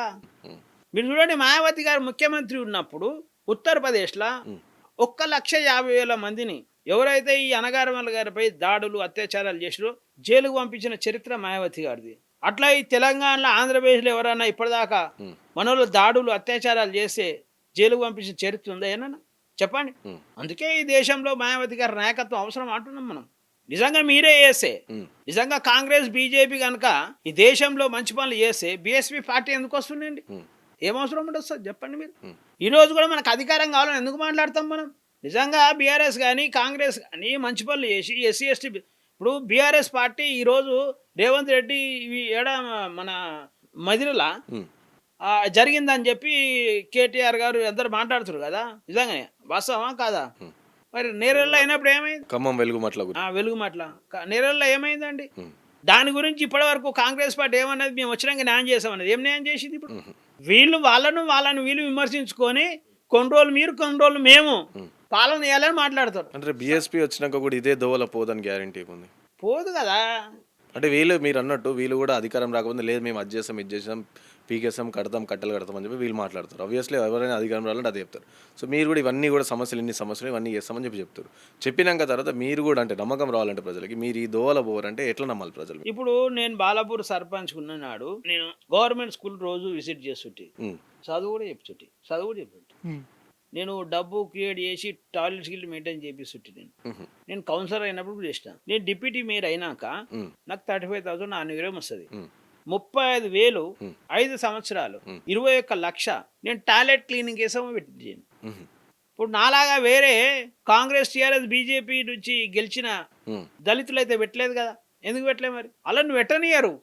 వాళ్ళకు మనసున్నా వాళ్ళు పెట్టనియరు. ఎందుకంటే వాళ్ళు బాగా చేసిన స్కూల్ బాగా చేస్తే దళితులు బాగుపడతారు కదండి, డౌన్ ట్రెండ్ బీసీలు బాగుపడతారు కదా. వీళ్ళందరూ బాగుపడితే ఎట్లుంటుంది పరిస్థితి? వాళ్ళు చైతన్యం అవుతారు. అవునా కదా? ఒకవేళ నాకు ఆలోచన లేదు, నేను అంబేద్కర్ని చదవకపోయి ఉంటే, పూలేని చదవకపోయి ఉంటే, బాబాసాహెబ్ మరి కాంశీరామ్ గారిని చదవకపోయి ఉంటే, మాయావతి గారి నాయకత్వాన్ని అర్థం చేసుకోకపోయి ఉంటే నా ఆనవర్యం 35,000 నేను ఎందుకు ఇస్తాను నేను టాయిలెట్ క్లీనింగ్ కోసం అండి? మీరు చెప్పండి. కాబట్టి బీఎస్పీలో పనిచేసే ప్రతి లీడర్ కూడా మానవుల చరిత్రను అధ్యయనం చేసి ఉంటారు కాబట్టి వాళ్ళ ఆలోచన ప్రకారమే బతారు అందరు. కాబట్టి 100% బీఎస్పీ పార్టీ వస్తే వీళ్ళు ఎవ్వరు చేయని పనులన్నీ కూడా బీఎస్పీ పార్టీ చేస్తుందండి, ఖచ్చితంగా చేస్తుంది. సో ఇంకోటి బీఎస్పీ పార్టీ పైన ఒక మార్క్ ఏముందంటే కాంగ్రెస్ బీజేపీ బీఆర్ఎస్ ఈ పార్టీలలో నీకు సీట్ దొరకకపోతే బీఫామ్ ఆ పార్టీలు ఇవ్వకపోతే బీఎస్పీలో పోతే బీఎస్పీ బీఫామ్ ఇస్తుంది అని చెప్పేసి ఒక మార్క్ ఉంది. ఏ పార్టీలో సీట్ రాకపోతే బీఎస్పీ నుంచి సీట్ పోటీ చేయొచ్చు, గెలుచుడు పక్కన పెడితే పోటీ చేయొచ్చు రా బాబు అని చెప్పేసి ఒక మీ పార్టీ పైన ఒక మార్క్ ఉంది. సో దాన్ని ఎట్లా ఓవర్కమ్ చేస్తారు? ఎందుకంటే చాలా కొన్ని ఎగ్జాంపుల్స్ కూడా ఉన్నాయి బీఎస్పీలో పోరా బీఫామ్ ఇచ్చేస్తారు నీకు అని చెప్పి అయితే నేనేమంటున్నా అంటే ప్రతి పార్టీ జనరల్గా ఇదంతా జరుగుతుంటుంది. ఇప్పుడు కాంగ్రెస్ పార్టీలో ఒక బలమైన ఒకటో రెండో మూడో పార్టీ బలమైన వ్యక్తి ఉంటాడు, రాకపోతే ఆయన టీఆర్ఎస్లకు పోతాడు. ఆ టీఆర్ఎస్ల క్యాండిడేట్ కంటే కూడా బలమైన క్యాండిడేట్ ఈ కాంగ్రెస్కి వెళ్ళిపోతే వాళ్ళకి టికెట్ ఇస్తారు కదా వాళ్ళు. అవునా కదా? నువ్వు బీజేపీకి వెళ్ళి కూడా నువ్వు కాంగ్రెస్కి వెళ్ళి బీజేపీ కూడా పెట్టేళ్ళు, బీజేపీకి వెళ్ళి కాంగ్రెస్కి వచ్చేళ్ళు టీఆర్ఎస్కి వచ్చేళ్ళు. అవునా కదా? ఎవరు వస్తారంటే అక్కడ టికెట్ అంటే 2-3 ఉంటే ఒకరు బలమైన వ్యక్తి ఉంటే రెండో బలమైన వ్యక్తికి ఆ పార్టీ గెలవాలనే ఆలోచనతో ఉంటుంది వాళ్ళకి. నిజమా కాదా? కాబట్టి వీళ్ళు అక్కడ పోతున్నారు, ఆడ పోయి టికెట్లు తీసుకుంటున్నారు. వాళ్ళు డబ్బులు ఏమి ఇస్తారు ఏం కథ అనేది మనమేం మాట్లాడుతున్నాయి. ఇలా కాంగ్రెస్ నా ఫస్ట్ అడుగుతున్నాం, టీఆర్ఎస్ నా ఫస్ట్ అడుగుతున్నాం, బీజేపీ నా ఫస్ట్ అడుగుతున్నాం. బీఎస్పీ పార్టీ కూడా ఎందుకు ఆ సిద్ధాంతాన్ని అవలంబించకూడదు? ఇప్పుడు మా క్యాండిడేట్ పోటీ చేస్తున్నారండి, 2-3 ఉన్నారు, ఒక బలమైన క్యాండిడేట్ గెలవడానికి వస్తున్నాడు, పార్టీ గెలుస్తుంది కదా, ఓట్ పర్సంటేజ్ గెలుస్తుంది కదా, కాబట్టి టికెట్ ఇస్తారు. ఏమవుతుంది అందులో? నువ్వు అదే కాంగ్రెస్ని ఎందుకు అడుగుతలేవు ఆ మాట, అదే టీఆర్ఎస్ని ఎందుకు అడుగుతలేరు, బీజేపీని ఎందుకు అడుగుతలేరు? అంటే ఆ పార్టీలు ఏమో పొలిటికల్ స్ట్రాటజీస్ మెయింటైన్ చేయొచ్చు, బీఎస్పీ పొలిటికల్ స్ట్రాటజీ మెయింటైన్ చేయకూడదా అండి? చెప్పండి మీరు, నిజమా కాదా నేను మాట్లాడేది? కేవలము ఇది ఏంటంటే ఇది మాయావతి గారు ఉన్నారు కాబట్టి ఇది ఎస్సీల పార్టీ, దీన్ని డైవర్ట్ చేసి ఈ పార్టీలకు ఏ సమాజం రాకుండా ఆ ఉన్న సమాజం కూడా పూర్తిగా ఇళ్ళకి రాకుండా చేస్తే అది ఈ పార్టీని ఎదగనీయకుండా చేయాలి, ఎదిగితే మనకు నష్టం జరుగుతుంది అనే ఆలోచనతోనే వాళ్ళు పుకారు లేవట్టుడు తప్ప ఇంకోటి ఏం లేదండి. సో ఇప్పుడు 2028 కూడా 29 ఎలక్షన్స్. సో దాంట్లో మీరు అధికారం రావడానికి కృషి చేస్తారా, లేకపోతే ఓల్డ్ బ్యాంక్ పెంచుకునే ప్రయత్నం చేస్తారా? ఖచ్చితంగా బీఎస్పీ పార్టీ లేనిది ఏ ఏదైనా పార్టీ, దేనితోనైనా పొత్తు పెట్టుకునే ఛాన్సెస్ ఉందా? ఖచ్చితంగా బీఎస్పీ పార్టీ సపోర్ట్ లేదు ఇంకో పార్టీ అధికారం వచ్చేటట్టు అయితే జరగదండి ఈసారి. ఈసారి 100% జరగదు. మేము అక్టోబర్ 9న మాన్యవర్ కాంశీరామ్ గారి వర్ధంతి ఉన్నది. 1,00,000 మందితో మీటింగ్ పెడుతున్నాం ఈసారి మేము. మీటింగ్ పెట్టి 100% జరుగుతుంది. ఎందుకు జరుగుతుంది అంటే ఈ సమాజంలో ఎప్పుడు కూడా చెప్పినా కదా నీకు, అన్యాయం పెరిగినప్పుడు, అవినీతి పెరిగినప్పుడు, ఆధిపత్యం పెరిగినప్పుడు ప్రజలు ఆల్టర్నేటివ్ కోరుకుంటారు. నీకు బీఆర్ఎస్ని అయితే నమ్ముతలేరు, ఇవ్వాలి మీకు కూడా తెలుసు. కాంగ్రెస్ని అయితే నమ్మే పరిస్థితి లేదు. ఈ దేశంలో అయితే బీజేపీ అయితే ఇంకా ఘోరమైన తయారైంది. మీరు ఈ ఉట్టి ఈ తెలంగాణ రాష్ట్రంలో లీక్ చేస్తారా, మేము దేశమంతా లీక్ చేస్తామని నీట్ లీక్ చేసే పరిస్థితి వచ్చింది. కాబట్టి 100% తెలంగాణలో బీఎస్పీకి మంచి స్పేస్ ఉంది. ప్రజలందరూ కూడా కోరుకుంటారు, 100% కోరుకుంటారు కూడా. మీరు చూడండి, అక్టోబర్ 9 1,00,000 మందితో మీటింగ్ జరిగితే అయితే తెలంగాణలో బీఎస్పీ పార్టీ బలమైన పార్టీగా మారుతారని మీరు కూడా నమ్ముతారు కదా. ఇప్పుడు ప్రశ్న వేసిర్రు, మీరు అక్టోబర్ 9 నాడైతే నమ్మాల్సి వస్తుంది కదా. మీ టీవీలోనే వేస్తారు క్లియర్గా, బ్రహ్మాండంగా అభివృద్ధి చెందుతున్న బీఎస్పీ పార్టీ అని. మీతోటే అక్టోబర్ 9 స్టేట్మెంట్ ఇప్పిస్తాను నేను. సో ఓకే, వస్తారు జనాలు, వస్తారు జన సమీకరణ అనేది ఇప్పుడు చూడొచ్చు మనం చాలా సందర్భాల్లో. ఓకే, మీ పార్టీ పైన ప్రేమతో వస్తారు. సో మహనీయుల ఆశయాల గురించి అభిమానం ఉండి వస్తుండొచ్చు. కానీ చాలా పార్టీలు అట్లనే 1,00,000 మంది కావచ్చు, 2,00,000 3,00,000 మందితో పెడతాయి. సో మీరు కూడా పెడతారు, కానీ దాని ఓటు కింద మలచడం టాస్క్ కదా. ఈ 100% మీరు చాలా మంచి ప్రశ్న వేసారు. నేనేమంటున్నా అంటే కాంగ్రెస్ పార్టీ డబ్బులతోనే జనాలు చేస్తుంది, బీజేపీ పార్టీ డబ్బులతోనే చేస్తుంది, టీఆర్ఎస్ చేస్తుంది. బీఎస్పీ పార్టీ దగ్గర డబ్బులు ఎక్కడివి? వాళ్ళు ప్రేమతోనే వస్తారు, ఆ ప్రేమ ఓటుగా మారుతుంది ఖచ్చితంగా. అదే ఎట్లా మారుతుంది? అరే ఇప్పుడు డబ్బులు లేకుండా వస్తాడు ఎట్లా వస్తాడండి? దీన్ని బలం చేయాలని వస్తాడు కదా. ఇప్పుడు నువ్వు పిలిచినావు నన్ను, నువ్వు పిలిస్తే నేను ప్రేమతో వచ్చినా కదా, తమ్ముడు పిలిచిండు కాబట్టి పోవాలని. మీరు కూడా అరే అన్న ఇబ్రాహిం శేఖర్ అన్న బీఎస్పీ పార్టీ పేదోడు, సరే ఇప్పుడు ఎదుగుతున్నాడు, మనం ఇంటర్వ్యూ విలువాల భయ్, నిజంగా ఈయన దగ్గర ఎంత తెలివి ఉంది, సమాజం మీద ఎంత ప్రేమ ఉంది, ఇవన్నీ తెలవాలా. సమాజం మీద అవగాహన ఉందా, సమాజం మీద ప్రేమ ఉందా, సమాజం లేకపోతే అవకాశం కోసం చూస్తున్నా అనేది మీరు వేసే ప్రశ్నలకు నా సమాధానాలే అలా తెలిసిపోతుంది క్లియర్గా. కాబట్టి బీఎస్పీ పార్టీలో అందరూ ప్రజలందరూ కూడా ఎవరు డబ్బులు ఇచ్చేది ఉండదు, లీడర్ ఎవరు వాళ్ళంతా వాళ్ళే వస్తారు. వచ్చిన మనుషులు ఆటోమేటిక్గా ఓటు కోసమే. రాజకీయ పార్టీ కాదు ఇది, ఎంఆర్పిఎస్ కాదు, మాలమన్నాడు బీసీ సంఘం కాదు, ఇది బీఎస్పీ పార్టీ ఏను గుర్తున్న సింబల్ ఇది. కాబట్టి ఆటోమేటిక్గా నీకు అన్ని ఎంత జనం వస్తే అంత ఓట్ బ్యాంకింగ్ మారుతుంది కదా ఆటోమేటిక్గా. జంజీకి ఎందుకు భయపట్టిరు మొన్న? వాళ్ళకి ఓటు బ్యాంకే లేదు కదా, ఏమన్నా గుర్తే లేదు వాళ్ళకు. కానీ వాళ్ళకి తెలివి ఉంది. ఏం తెలివి ఉంది? బీజేపీని ఓడగొట్టాలి అనే ఆలోచనలు ఉన్నారు కాబట్టి భయపడిరు. కాబట్టి ఇక్కడ ఎందుకు వస్తారు? నువ్వు ఇప్పుడు బీఎస్పీ పార్టీకి వస్తారంటే ఏను గుర్తు ఏనికి సపోర్ట్ చేయడానికి వస్తారు కదా, కాబట్టి వాళ్ళు వేస్తారు ఆటోమేటిక్గా. కాబట్టి జనం అయితే ఎప్పుడైతే ఫ్లో తయారవుతుందో వాళ్ళంతటా వాళ్ళే ఆటోమేటిక్గా ఓటు బ్యాంక్ కూడా మళ్ళీపోతుంది. పొత్తు ఏమైనా ఛాన్స్ ఉంటుందో? పొత్తు పెట్టుకునే ఛాన్స్ ఇక్కడ సింగిల్ ఇప్పుడు ఉంది కాబట్టి మీరు తెలంగాణలో గట్టిగా అయ్యే ప్రయత్నం చేస్తారు కాబట్టి సో పొత్తు లేని నడవదు. పొత్తుల విషయం అయితే మాయావతి గారి నిర్ణయం మీద ఆధారపడి ఉంటుంది. ఏదున్నా మేము తీసుకెళ్తాం మాయావతి గారి దగ్గరికి, బెంజీ గారికి తీసుకెళ్ళి ఇది పరిస్థితి అని చెప్తాం. ఆమె ఏ నిర్ణయం తీసుకుంటే ఆ నిర్ణయం మీద మా పార్టీ నడుస్తుంది తప్ప ఆమెకు తెలియకుండా ఆమె నిర్ణయం లేకుండా ఏ నిర్ణయం కూడా జరగదు. అంటే ఇప్పుడు ప్రజెంట్ పాలిటిక్స్ సినారియో చూసుకుంటే ఇటు 10 ఏళ్ళు అధికారం ఉంది, ఇప్పుడు అందరూ కూడా బాధపడుతారు, ప్రజలు రైతులు అందరూ బాధపడతారు కాబట్టి మేమే అధికారంలోకి వస్తామని చెప్పి బీఆర్ఎస్ పార్టీ చెప్పుకొస్తుంది. రేవంత్ రెడ్డి మీరు అన్నది ఇంతకుముందు ఇంజనీరింగ్ టాపిక్ వచ్చిన రోజు మళ్ళీ చెప్పారు 2037 వరకు మళ్ళీ నేనే ముఖ్యమంత్రిగా ఉంటాను చెప్పి తాను చాలా బలంగా చెప్తాను. ఇటు బీజేపీ ఏమో రైట్గా కేంద్రంలో ఆల్మోస్ట్ అన్ని రాష్ట్రాలు, దేశంలో ఆల్మోస్ట్ మెజారిటీ రాష్ట్రాల్లో బీజేపీ అధికారం. సో నెక్స్ట్ టార్గెట్ తెలంగాణనే. సో ఈ విధంగా వాళ్ళ ఆ ప్లాన్స్ ఆ స్ట్రాటజీస్ కూడా మనకు రెగ్యులర్గా కనిపిస్తూ ఉన్నాయి. సో అలాంటిది మీరు ఈ పార్టీ రెండు జాతీయ పార్టీలు ఒక ప్రాంతీయ పార్టీ ఏ విధంగా ఎదుర్కోబోతున్నారు? వాళ్ళకి తెలంగాణను సాధించడమని చెప్తున్న బీఆర్ఎస్ పార్టీ 10 ఏళ్ళ కథమైంది. ఈయన రేవంత్ రెడ్డి ఏం చేసిండని ఈయన ఇంకా 30 ఏళ్ళు ఉంటాడు ఈయన. ఇప్పుడే అందరూ ఆయన ఎప్పుడు పోతాడు అని చూస్తున్నారు అందరు కలిసి, నిజమా కాదా? కాబట్టి ఇదే సారి లాస్ట్ అయినది. నెక్స్ట్ వచ్చేది అంటూరైనా 37 వరకు నేనే సీఎం అవుతా అని చెప్పేసి ఇక చెప్తాడు. మరి చెప్పకపోతే మాటలు చెప్పే కాంగ్రెస్ పార్టీ అధికారాన్ని తీసుకొచ్చింది. మాటలతోని ఎప్పుడు నడవదు కదా అంటే. ఇప్పుడు మాటల పరంగా చేతలు నడుస్తలేవు, కనబడతలేవు కదా. నిజంగా చేతలు కనబడితే ఇప్పుడు నిజంగా నేను మంచి, ఇప్పుడు సమాజంలో నీ గురించి మంచి చర్చ జరుగుతుంది, నువ్వు మంచిగా చేస్తే ప్రజలు ఇస్తుండొచ్చు, కానీ అది ప్రజలతో వ్యతిరేకతనే ఊరు కదా. ఇప్పుడు ఎక్కడ అనుకున్నాం మీకు తెలియదు, ఆయన ఇచ్చిన హామీలే కంప్లీట్ చేస్తలేడు కదా ఇప్పటివరకు. రైతులకు కూడా ఘోరమైన పరిస్థితి అండి, నాణ్యమైన విత్తనాలు ఇస్తలేరు, అవునా కదా? రైతులకు కూడా మోసమే జరుగుతుంది. మొత్తం కూడా బ్రోకర్ వీసాన్ని మొత్తం పెంచి పోషిస్తుంది కదా కాంగ్రెస్ పార్టీ. ఉమ్, ఉమ్, కాబట్టి కాంగ్రెస్ పార్టీ వచ్చే పరిస్థితే లేదు. నెక్స్ట్ బీఆర్ఎస్ నమ్మే పరిస్థితే లేదండి. సో బీజేపీ పార్టీ బీజేపీ మొత్తం జై శ్రీరామ్ అని చెప్పి బీజేపీ ఒక స్థాయికి వచ్చి ఆగిపోతుంది తెలంగాణలో, అది అంతకన్నా పెరిగే అవకాశం లేదండి. బీజేపీ ఒక స్థాయికి వచ్చి ఆగిపోతుంది, దాని పూర్తి స్థాయిలో ఇక్కడ అధికారం వచ్చే అవకాశం లేదండి బీజేపీకి. సరే అంతో ఎంతో కొంచెం బలపడవచ్చు మతం పేరు మీద, దేవుళ్ళ పేరు మీద, కానీ ఒక స్థాయి కాడికి వచ్చి ఆగిపోతుంది, అంతకంటే పెరిగే అవకాశం, అధికారం వచ్చే పరిస్థితి బీజేపీకి తెలంగాణలో ఉండదండి. సో ఇప్పుడు రీసెంట్ ఒకసారి దేశ రాజకీయాల దగ్గరికి వెళ్తే రీసెంట్గా ఇటు కాంగ్రెస్ జనతా పార్టీ అని చెప్పి ఒక మూమెంట్ ఏర్పడింది. దానివల్ల కేంద్రం తల వంచి రాజీనామా చేసిన పరిస్థితి. దాని తర్వాత ఇప్పుడు కొత్తగా రిజర్వేషన్ హఠావో ఆందోళన స్టార్ట్ అయింది. కంప్లీట్గా రిజర్వేషన్ తీసేసేయాలి అని చెప్పేసి, మెరిట్ బేస్డ్ ఇవ్వాలి అని చెప్పి. సో దీనిపైన మీ కమెంట్ ఏంది? రిజర్వేషన్ తీసేయాలని చెప్పి చర్చ జరుగుతున్నప్పుడు మీరేమనుకుంటారు? భారతదేశంలో డౌన్ ట్రాడన్ ఎప్పుడైతే మూమెంట్ స్టార్ట్ చేస్తారో, లేకపోతే మంచి జరిగే మూమెంట్ ఎప్పుడు తెచ్చినా ఈ పాలక వర్గాలు దాని కౌంటర్ మూమెంట్ తీసుకొస్తారు. మండల్ కమిషన్ మూమెంట్ వచ్చినప్పుడు కమండల్ మూమెంట్ వచ్చింది. అవును, అంతకుముందు వచ్చిందా ఎప్పుడన్నా? మరి ఎందుకు అప్పుడే వచ్చింది? ఇప్పుడు విద్యార్థులు దేశవ్యాప్తంగా విద్యార్థులు అనేటోళ్ళు నిరక్షరాస్యులు కాదు కదా, చదువుకున్నారు కదా. ఏ పార్టీకి వేయాలో ఏ పార్టీకి వేయొద్దు, ఓడగొట్టాలని కాడ విద్యార్థుల చైతన్యం ఏదైతే ఉందో ఆ చైతన్యానికి భయపడి ఈరోజు బీజేపీ పార్టీ ఇంకో మూమెంట్ను క్రియేట్ చేస్తున్నట్టు కనబడుతుంది కదా. ఇదే ముందే ఎందుకు రాలే? ఇంకో రెండో విషయం చెప్తున్నా మీకు నేను. రిజర్వేషన్ హఠావో అంటే అసలు ఈ దేశంలో అందరికంటే ఎక్కువ అగ్రవర్ణాలకే వస్తుందండి రిజర్వేషన్. ఎట్లా అంటారా? ఎస్సీల రిజర్వేషన్ ఎంత అండి? ఎస్సీలకు 15%. జనాభా ఎంత అండి? 22%. ఎస్టీల రిజర్వేషన్ ఎంత అండి? 7%. వాళ్ళ జనాభా ఎంత అండి? 12%. అవునా? ఆ శాతానికి కంటే తక్కువనే ఉంది కదా, వీళ్ళ శాతానికి కంటే తక్కువనే ఉంది కదా. బీసీల జనాభా ఎంత? మెజారిటీ వాళ్ళు 52. వచ్చే రిజర్వేషన్ ఎంత? 27%. ఈడబ్ల్యూఎస్ రిజర్వేషన్ ఎంత శాతం? 10% పైన ఉంది. 10%. వాళ్ళ శాతం ఎంత దేశంలో?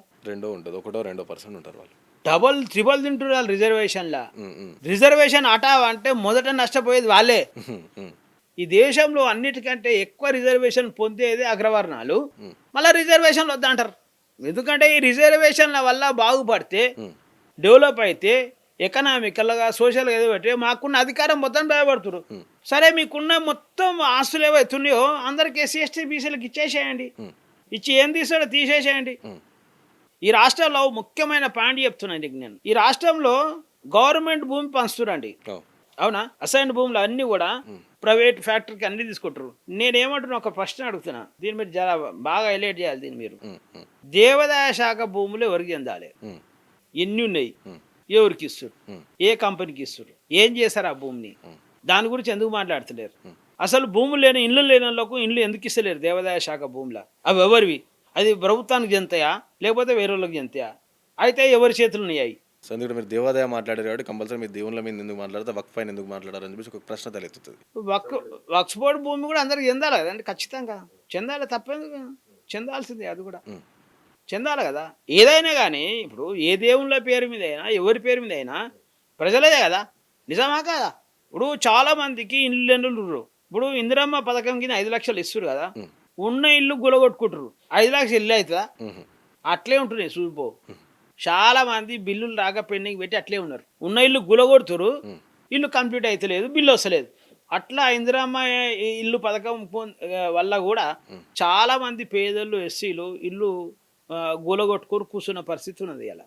అంటే రిజర్వేషన్ ఫలాలు కావచ్చు, ఇవన్నీ కూడా ఇంకా అందరికి అందుతున్నప్పటికీ కూడా ఇంకా దేశంలో ఈ కుల వివక్ష అనేది, మత వివక్ష అనేది ఇంకా ఎందుకు జరుగుతుంది అనుకోవచ్చు. ఎందుకంటే రాజ్యాంగ ఫలాలు చాలా వరకు అందుతున్నప్పటికీ, రాజ్యాంగం ఇంత మనకి స్వేచ్ఛ ఇచ్చినప్పటికీ కూడా, రాజ్యాంగం మనకి ప్రతి దానికి ప్రశ్నించడం, కొట్లాడడం ఇవన్నీ కూడా ఇచ్చినప్పటికీ కూడా ఇంకా ఎందుకు ఈ అణిచివేత, ఎందుకు ఈ దాడులు, కులానికి సంబంధించి మతానికి సంబంధించి దాడులు ఇంకెందుకు జరుగుతున్నాయి? ఎక్కడ రిజర్వేషన్ అమలు అవుతున్నాయండి? మొత్తం ప్రైవేటీకరణ చేస్తారు కదా, ఇంకా రిజర్వేషన్ ఎక్కడ పని చేస్తుంది? నాకు చెప్పును. ఇప్పుడు మొత్తం ప్రైవేటీకరణే కదా, నిజమా కాదా? ప్రైవేటీకరణ రిజర్వేషన్ ఎక్కడిది? ఇంకా ప్రైవేటీకరణ జరిగినాక ప్రైవేట్లలో అయితే రిజర్వేషన్స్ ఇయ్యరు. ఎక్కడ మరి రిజర్వేషన్ ఏడుంది? ఇంకా ఇప్పుడు బిఎస్ఎన్ఎల్ ఉంది, దాని అంతా ప్రైవేట్ చేసేసారు. రిజర్వేషన్ వర్కౌట్ అవుతుంది ఆడ? నువ్వు ప్రతి ఏరియాలల్లా గవర్నమెంట్ వాళ్ళు ప్రైవేట్ ఫ్యాక్టరీలకు ఇస్తారు, అలా రిజర్వేషన్ ఉంటుందా? రెండో పెద్ద మోసం ఏం జరుగుతుంది, టీఆర్ఎస్ పార్టీ బీఆర్ఎస్ కావచ్చు, కాంగ్రెస్ కావచ్చు, రిటైర్డ్ అయిన వాళ్ళది ఏజ్ పెంచుతున్నారు. ఏజ్ పెంచడం వల్ల ఏమవుతుంది? నీకు ఉద్యోగం వస్తలేదు కదా, ఈ అబ్బాయికి ఉద్యోగం వస్తలేదు కదా, వాళ్ళు ఎవరైతే జమ చేసుకున్న పైసలు ఇయ్యబడితే వస్తుందా అని చెప్పి అవును. ఏజ్ పెంచుతురు. దానివల్ల నువ్వు వేల మంది నిరుద్యోగం నిరుద్యోగులకైతే యువత వస్తుంది. యువకులకు ఉద్యోగం రాకుండా వాళ్ళను ఏదైతే మానసిక స్థైర్యం ఉందో దాన్ని కోల్పోయేటట్టు చేసి నువ్వు పాలన నీ జాతులకు నీ వాళ్ళకు సంపాదించి పెట్టుకోనికే నీ వర్గాలను డెవలప్ చేసుకోనికే అసలు యూత్కు ఉద్యోగాలు రాకుండా చేస్తుంది బీఆర్ఎస్ కాంగ్రెసే కదా. దీని గురించి ఎప్పుడైనా బీజేపీ మాట్లాడిందా? అంటే ఈ మూడు ఒక్కటే. బీజేపీ మాట్లాడొచ్చు కదా, మరి ఇప్పుడు నువ్వు అధికారం రాలే మాట్లాడొచ్చు కదా. ఇప్పుడు 60 నుంచి 62 ఏళ్ళు చేస్తున్నారండి, అంటే వేల మంది మళ్ళీ ఉద్యోగాలు కంటనేస్తారు. వాళ్ళు ఇష్టం లేరు కదా, వాళ్ళకి మాకు చాలు ఇంకెన్ని రోజులు చేస్తామని వాళ్ళు అంటారు. బలవంతంగా వీళ్ళు 2 సంవత్సరాలు వెలుస్తారు వీళ్ళటు. అట్లా వీళ్ళు ఎవరైతే 2 సంవత్సరాలు వెలిస్తే వేల మంది ఆ వేల మంది ఉద్యోగులు అయితే యువకులకు వస్తాయి కదా. అంటే వీళ్ళది ఏమి కూడా వీళ్ళు సమాజం బాగుపడవద్దు, ముఖ్యంగా అణగారిన వర్గాలు బాగుపడవద్దు అనే పాలన కొనసాగించడం వల్ల బీఆర్ఎస్ కాంగ్రెస్ రెండు టాపు. ఈ రెండింటిని ఈ అణగారిన వర్గాల మీద ప్రశ్నించరు ఎప్పుడు. గవర్నమెంట్ హాస్పిటల్ ఎందుకు బాగా చేస్తలేదు బీజేపీ ఎప్పుడు మాట్లాడిందా? ఎప్పుడైనా ఉస్మాన్ హాస్పిటల్ పోయిరా? ఏదైనా గవర్నమెంట్ హాస్పిటల్ పోయిరా వీళ్ళు? బీజేపీ వాళ్ళు గవర్నమెంట్ స్కూల్ పోయిరా ఎప్పుడైనా వీళ్ళు? అంటే పేద వర్గాలకు సంబంధించిన క్వశ్చన్ చేయరు.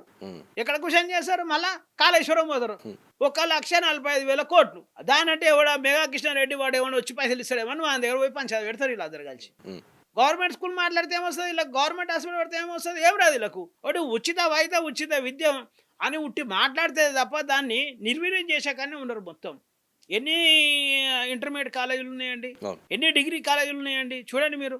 అసలు అందరూ 10th క్లాస్ పాస్ అయినా గవర్నమెంట్ స్కూళ్ళు అందరూ కూడా ప్రైవేట్ స్కూల్కి పోతున్నారు. వాళ్ళు 10వ తరగతి వరకు గవర్నమెంట్ స్కూల్ చదువుతారు. తర్వాత ఎక్కడ పోతున్నారు వాళ్ళు? ప్రైవేట్ ఇంటర్మీడియట్ పోతున్నారు అందరు. మళ్ళా నారాయణ చైతన్య ఇంకెందుకే తెలంగాణ రాష్ట్రం వచ్చినాక నారాయణ చైతన్య ఈడ గవర్నమెంట్ కాలేజీలు పెట్టవచ్చు కదా. పేదల పైసలు అన్నీ ఆ నారాయణ చైతన్యకే పోతున్నాయి మొత్తం. సో మీరు ఏమైనా మూమెంట్ తీసుకుంటారు మళ్ళీ ఆ విధంగా పోతున్నాయి కాబట్టి విద్యా వ్యవస్థ మనం చూస్తున్నాం రాష్ట్రంలో విద్యా వ్యవస్థ ఈ పరిస్థితి. మేము బీఎస్పీ పార్టీ నిర్మాణ దశలు ఉన్నామండి, నిర్మాణం చేస్తున్నాం. ఇప్పుడు నిర్మాణం అయినాక బలం కూడా ఉండాలి, ఒక మూమెంట్ చేయాలంటే బలం కూడా ఉండాలి కదా. కాబట్టి మేము బలం చేస్తున్నాము.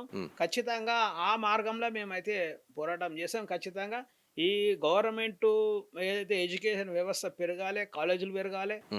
ఇప్పుడు ప్రైవేట్ కాలేజీలో ఫీజులు కట్టలేక ఇబ్బంది పడుతుండండి. ఘోరమైన విషయం చెప్తా నీకు. హైదరాబాద్లో లక్షల మంది అపార్ట్మెంట్లు ఉన్నాయా? అపార్ట్మెంట్లో వాచ్మెన్లు ఉంటారా? వాచ్మెన్లు ఒకటే రూమ్లో బతరాలు. అవునా? వాళ్ళు భార్య భర్తలు బతరు. పైన ఉన్న అపార్ట్మెంట్ వాళ్ళు అందరూ వండింది కొంచెం కొంచెం తీసుకొని తిని బతరాలు. వాళ్ళకు ఒక రూమ్ ఉండదు టాయిలెట్కు. అసలు వాళ్ళకి పడుకునే రూమ్లో కూడా కరెక్ట్ రూమ్ ఉండదు, ఫ్యాన్ కరెక్ట్ ఉండదు. వాళ్ళ పిల్లలు కూడా ప్రైవేట్ స్కూల్లో చదివిస్తారు. ఇంకేం నమ్మకం ఇస్తారండి వీళ్ళు? బీఆర్ఎస్ కాంగ్రెస్ ఏం నమ్మకం ఇస్తుంది చెప్పండి మీరు? వాళ్ళ పిల్లల్ని కూడా ప్రైవేట్ స్కూల్లో చదివిస్తారు, ప్రైవేట్ కాలేజీలో చదివిస్తారు. ఈ దేశం ఈ రాష్ట్రం బాగుపడేనా చెప్పండి మీరు? వాచ్మెన్ డ్యూటీ చేసేటోళ్ళు కూడా వాళ్ళ పిల్లల్ని ప్రైవేట్ స్కూల్లో చదివిస్తారు. నమ్మకం ఇస్తలేరు కదా మీరు క్లియర్గా చెప్పినా కదా. టాయిలెట్స్ లేవు, గంజాయి అయిపోయింది, తల్లిని కొడుకు అత్యాచారం చేసే కాడికి వచ్చింది. అంత దూరం చెడిపోయారు మొత్తం వ్యవస్థ. మరి కంట్రోల్ చేసే బాధ్యత ప్రభుత్వానికి లేదా అండి? పాలకపక్షానికి లేదా అండి? ప్రతిపక్షం ఏం చేస్తుంది? మరి బీజేపీ ఏం చేస్తుందండి? మేమంటే బలహీనంగా ఉన్నాం అంటూ మీరు బలంగా ఉండకు మాట్లాడవచ్చు కదా. కాబట్టి ఇవన్నీ మాట్లాడడానికే మేము బహుజన్ సమాజ్ పార్టీ బలం చేస్తున్నామండి. ఖచ్చితంగా తెలంగాణలో ఒక బలమైన రాజకీయ పార్టీగా, ఈ సమాజాన్ని మార్చే రాజకీయ పార్టీగా బీఎస్పీని తీర్చిదిద్దాం. మాయావతి గారి నాయకత్వాన్ని కూడా ఖచ్చితంగా తెలంగాణలో మేము బలం చేస్తాం. ఎందుకంటే మాయావతి గారు కూడా 36 ఎంపీలను ఏం రాజకీయం ఆశించకుండా ఇచ్చిందండి, ఇవ్వలేదా? ఇప్పటి వరకు కాంగ్రెస్ తెలంగాణ ఇచ్చిందని కాంగ్రెస్కి అవకాశం ఇచ్చారు తెలంగాణ ప్రజలు. టీఆర్ఎస్ బీఆర్ఎస్ ఈ తెలంగాణ పోరాటం చేయని వాళ్ళకి ఇచ్చారు. బీజేపీలు కూడా మద్దతు చేసిరని వాళ్ళకు కూడా కొంచెం అవకాశం ఇచ్చారు. బీఎస్పీ కూడా 36 ఎంపీలు ఇచ్చింది కదా. మరి బీఎస్పీ కూడా ఇవ్వాలి కదా అవకాశం తెలంగాణ ప్రజలు. కాబట్టి వాళ్ళకి అప్పీల్ చేస్తున్నాం మేము ఇక్కడ నుంచి తెలంగాణ ప్రజలకు, ముఖ్యంగా అణగారిన వర్గాల ప్రజలకు. బీఎస్పీ కూడా తెలంగాణ ఏర్పాటులో కీలక పాత్ర పోషించింది, 36 ఎంపీలు ఇచ్చింది. కాబట్టి తెలంగాణ ప్రజలు బీఎస్పీని ఆదరించాలని మేము ఇక్కడ నుంచి మేము అప్పీల్ చేస్తున్నాం ఈ తెలంగాణ ప్రజలకు, ముఖ్యంగా అణగారిన వర్గాలకు. సో రీసెంట్గా రేవంత్ రెడ్డి ఒక కమెంట్ చేశారు. ఏమనంటే విద్యార్థులకు సంబంధించి అంటే 21 ఏళ్ళ నుంచి వాళ్ళు కూడా పాలక మండలిలో ఉండేటట్టు ఒకటి తీసుకురండి అని చెప్పేసి కూడా రేవంత్ రెడ్డి చెప్పారు. దాంతోపాటు ఆ ప్రశ్న రేవంత్ రెడ్డి తీసుకురచ్చినప్పుడు విద్యార్థులు ఏమంటారు, జెన్జీ బ్యాచ్ ఏమంటారు అంటే సో రిటైర్మెంట్ ఏజ్ కూడా ప్రకటించాలి. ఇప్పటి 70-60 ఏళ్ళు నిండిన వాళ్ళకే చాతన వాళ్ళనే పరిస్థితి. అలాంటిది ఇంకా 65, 70 ఉన్న వాళ్ళు కూడా ఇంకా దేశాన్ని ఏలే పరిస్థితి ఉన్నారు. కాబట్టి వాళ్ళకు కూడా ఒక రిజర్వేషన్ అంటే వాళ్ళకు కూడా ఒక ఏజ్ లిమిట్ అనేది పెట్టాలి. దాంతోపాటు మినిమం డిగ్రీ ఏదో ఒక ఎడ్యుకేషన్ క్వాలిఫికేషన్ ఉన్న వాళ్ళే పొలిటిక్స్లో ఉండాలి అని చెప్పేసి కూడా విద్యార్థుల నుంచి వస్తున్న వాదన. సో మీరేం చెప్తారు దీనికి? 100% మేము కూడా దాన్ని ఒప్పుకుంటున్నాం. ఏజ్ 21 సంవత్సరాలకు వస్తే తప్పేం లేదు. రిటైర్మెంట్ ఉండడం కూడా అవసరం ఎల్లైనా. రెండోది ఏమంటున్నామంటే ఒక మనిషికి గింతే డబ్బు సంపాదించాలనే ఒకటి ఒక ఒక స్లోగన్ కూడా రావాలి ఈ దేశంలో. ఒక్కో దగ్గర లక్షల కోట్లు, ఇంకో దగ్గర 1000 కోట్లు, ఇంకో దగ్గర 100 కోట్లు, ఒకనికి అన్నమే గతి లేదు. ఇది ఎట్లా రావాలనో అది కూడా రావాల్సి ఉంది కదా. నిజమా కదా? సంపద ఒక్కనే కదా. భారతదేశంలో ఉన్న పెద్ద సమస్య ఏంటంటే సంపద ఒక్క దగ్గర పోయి కొట్టుకుపోయి పెట్టుకుంటారు దాన్ని. అరే 3 పూటలు అన్నం లేని తింటోళ్ళు చాలా మంది ఉన్నారు. ఇంకా నువ్వు హైదరాబాద్లో మీరు చూడండి, గుళ్ళకాడ అన్నం పెడితే తింటురు. అంటే అన్నదానం పెడితే పెట్టినోళ్ళ గొప్పతనమే కావచ్చు, కానీ తింటురు అంటే పాలక వర్గాలు సిగ్గుపడాలి. నిజమా కాదా చెప్పును? అవును, మళ్ళీ 80 కోట్ల మందికి రేషన్ కూడా ఇస్తున్నాం అని చెప్పి చెప్తారు. అంటే దురదృష్టకరమైన ఏంటంటే రోజు రోజుకు ఈ ప్రభుత్వం మీద ఆధారపడ్డ సంఖ్య పెరుగుతుంది. దీని పేదరికం నిర్మూలించడం అంటారా, పేదరికాన్ని పెంచడం అంటారా? దీన్ని ఒక తండ్రి కొడుకు ఆధారపడితే సంతోషపడతాడా, తండ్రి సొమ్ము తింటే సంతోషపడతాడా? ఇండిపెండెంట్ ఉండడానికి ఇష్టపడతారు కదా. మరి ఈ దేశంలో ఈ రాష్ట్రంలో డే బై డే రేషన్ తీసుకుంటే సంఖ్య పెరుగుతుంది, పింఛన్లు తీసుకుంటే సంఖ్య పెరుగుతుంది. అంటే ఇవన్నీ ఇప్పుడు ఇది మంచి సంకేతమేనా ఇది ఈ రాష్ట్రానికి, ఈ దేశానికి? అంటే కాంగ్రెస్, బీఆర్ఎస్, కాంగ్రెస్, దేశంలో బీజేపీ, మీరు ఈ ప్రభుత్వాల మీద ఆధారపడ్డ సంఖ్య పెంచుతుర్రు, రేషన్ తీసుకుంటే సంఖ్య పెంచుతుర్రు, పింఛన్లు తీసుకోవాళ్ళ సంఖ్య పెంచుతుర్రు. అంటే ఈ దేశంలో ఆధారపడే మనుషులను పెరిగితే దేశం బాగుపడుతుందా అండి? కుటుంబంలో ఆధారపడ్డ సంఖ్య పెరిగితే కుటుంబం బాగుపడుతుందా? భారం అవుతుంది, ఇంకా కుటుంబ పెద్దకు భారం అవుతుంది. మరి పాలన రైట్ పాలన, తప్పు పాలన? అంటే ఈ పాలన కొనసాగాలంటారా మీరు? కాంగ్రెస్ అదే పాలన, బీఆర్ఎస్ అదే పాలన, బీజేపీ అదే పాలన, ఈ పాలన కొనసాగాలంటారా మీరు? చెప్పండి, మీరు చెప్పండి. కాబట్టి ఈ పాలన పోవాలండి, ఈ పాపిస్టుల పాలన పోవాలి, ఈ దుర్మార్గుల పాలన పోవాలి, ఈ మోసగాల పాలన పోవాలి, ఈ వంచనకారుల పాలన పోవాలి, ఈ అవినీతి పరుల పాలన పోవాలి, ఈ అంచివేస్తున్న వీళ్ళ పాలన పోవాలండి.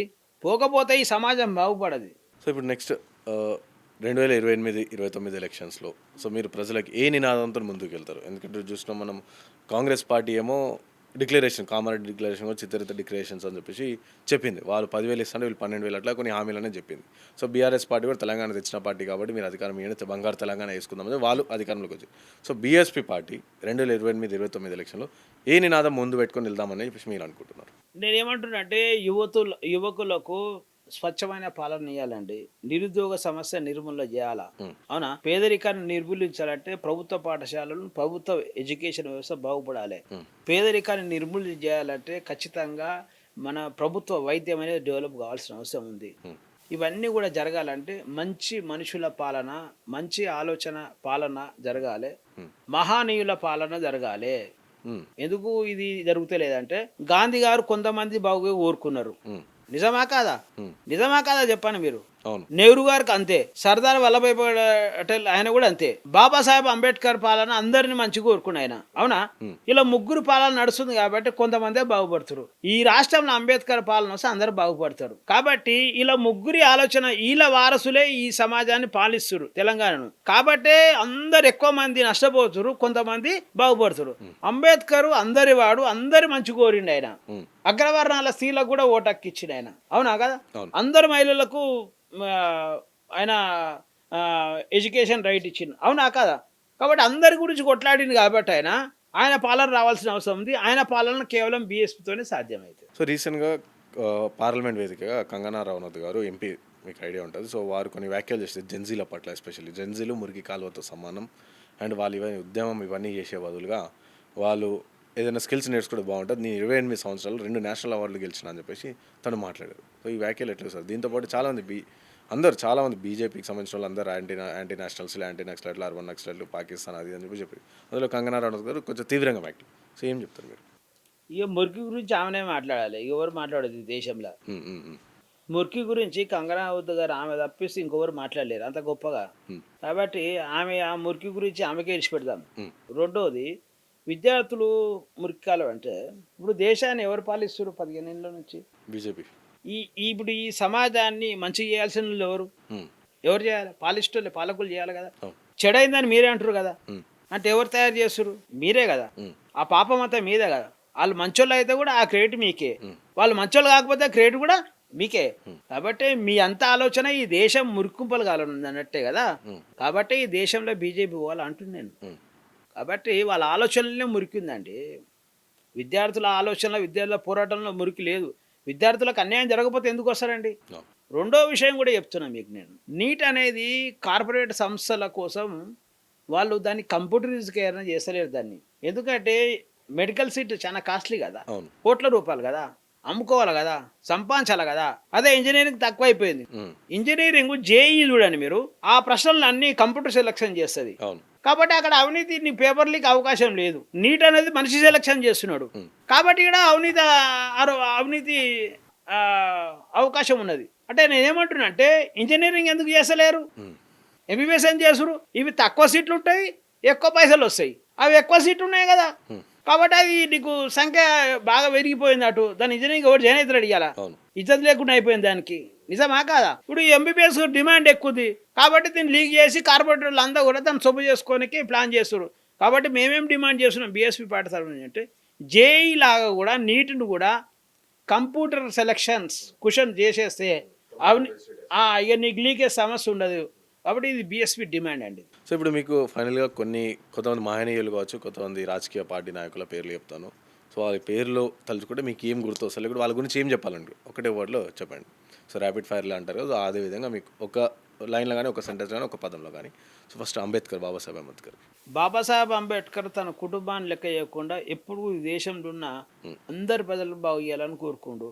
మనం కూడా అట్లే బతనే ఈ దేశం బాగుపడుతుంది. కాంచీరామ్ గారు ఆయన అన్నీ ఉన్నా చనిపోయేటప్పుడు ఏం లేకుండా చచ్చిపోయాడు. అందుకే ఈరోజు బీఎస్పీ స్టేట్ ప్రెసిడెంట్గా, అంటే నేను కాంగ్రెస్ ప్రెసిడెంట్ కాలేను, టీఆర్ఎస్ ప్రెసిడెంట్ కాలేను, బీజేపీ ప్రెసిడెంట్ కాలేను, కానీ ఇవాళ నేను బీఎస్పీ ప్రెసిడెంట్ కాగలిగినట్టే ఆయన త్యాగం వల్లనే అయినా. ఒక రాజకీయ పార్టీ ప్రెసిడెంట్ కాగలిగినట్టే ఆయన త్యాగమే ఒక రాజకీయ పార్టీని ఇలా ఏర్పాటు చేసింది. కాబట్టి ఆయన త్యాగం అనేది బుద్ధునితో పోల్చొచ్చు మనం. సో పూలే గురించి మొట్టమొదట ఈ దేశంలో మనం మాట్లాడుకుంటున్నాం అంటే ఆయన మన దేశంలో చదువుకునే అవకాశాన్ని పోరాటం చేసింది కాబట్టి ఇలా మనం ఇద్దరం చర్చ చేసుకుంటున్నాం. ఈ చర్చకు కారణమే బేస్గా పూలే గారు. బహన్జీ గారు అంటే ఈ దేశాన్ని ఎవరైనా పాలించవచ్చు. ఒక మనిషి ఓ మానవుడు ఇచ్చిన దాన్ని నిలబెట్టాలంటే మనం నిజాయితీగా మనం కూడా త్యాగం చేయాల్సిన అవసరం ఉంది అని తెలియజేస్తూ, ఆమె ఇప్పటిదాకా కూడా బీఎస్పీ నేషనల్ పార్టీ ఉంటుందంటే కేవలం బహన్జీ త్యాగం వల్ల ఉంటుంది అనే విషయం కూడా మేము స్పష్టం చేస్తాం. నరేంద్ర మోదీ ఈ ఎట్లా అబద్ధాలు చెప్పాలో ఆయన చూసి నేర్చుకోవాలి మనం. కాంశీరామ్ గారు చెప్పినట్టు స్టేటస్ కో, మంచి మాటలు ఏం పని లేదు అనే కాడే నరేంద్ర మోడీ. రాహుల్ గాంధీ ఇటు ఫైటర్ గాడు, అంత పెద్ద నాయకుడు కింద వండుకొని పోరాడడం అవసరం అండి? ఒక రాయలు ఉండాలి కదా, కాబోయే ప్రధాని అంటున్నాం, ఎట్లుండాలండి? నిజమా కాదా? నాకైతే అట్లా అనిపించింది. ఆ రోజు ఆయన మొత్తం ఇలా పోలీసు వాళ్ళు పట్టుకుంటే ఇట్లా కింద పడి అవుతుంటే కొంచెం అది నాకైతే మంచిగా అనిపించలేదు.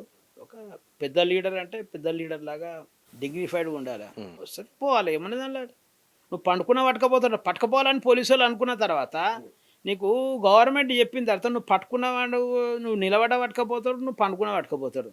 కాబట్టి నీ స్టేటస్ నువ్వు మెయింటైన్ చేస్తే బాగుండే అని అనిపించింది నాకు రాహుల్ గాంధీ గారు. మన తెలంగాణ విషయం కేసీఆర్ గారు, ఈ కేసీఆర్ ఈజ్ ఏ గుడ్ కన్విన్సర్, కానీ ఆల వర్గాలకే మంచి చేసుకుంటాడు. అది ఆయనది ఇప్పుడు అయిపోయిన పర్వమే కదా, ఇప్పుడు కొడుకుదే నడుస్తుంది కదా అంతా. కేటీఆర్ గురించి అవుతాడా సీఎం కావాలనే ఆకాంక్షతో ఉన్నారు కదా. ఈ ప్రజలు నమ్మే పరిస్థితి లేదు ఆయన.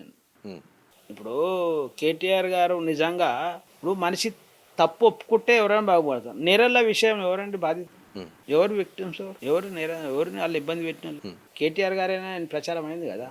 మరి ఇప్పటికి న్యాయం జరిగిందా? నువ్వు తప్పు చేయలేకపోతే ఎందుకు వాళ్ళ దగ్గర పోయి మాట్లాడతలేవు?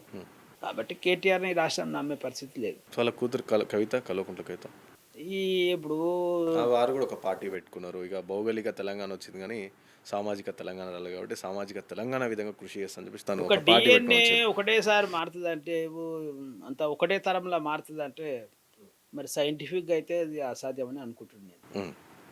చూడాలి మరి. బండి సంజయ్ ఏముందండి, మాట్లాడిపిస్తే మాట్లాడతాడు ఆయన. ఇబ్రాహిం శేఖర్ మానిల ఆలోచన ప్రకారమే పనిచేస్తాడు. Thank you so much. జై భీమ్.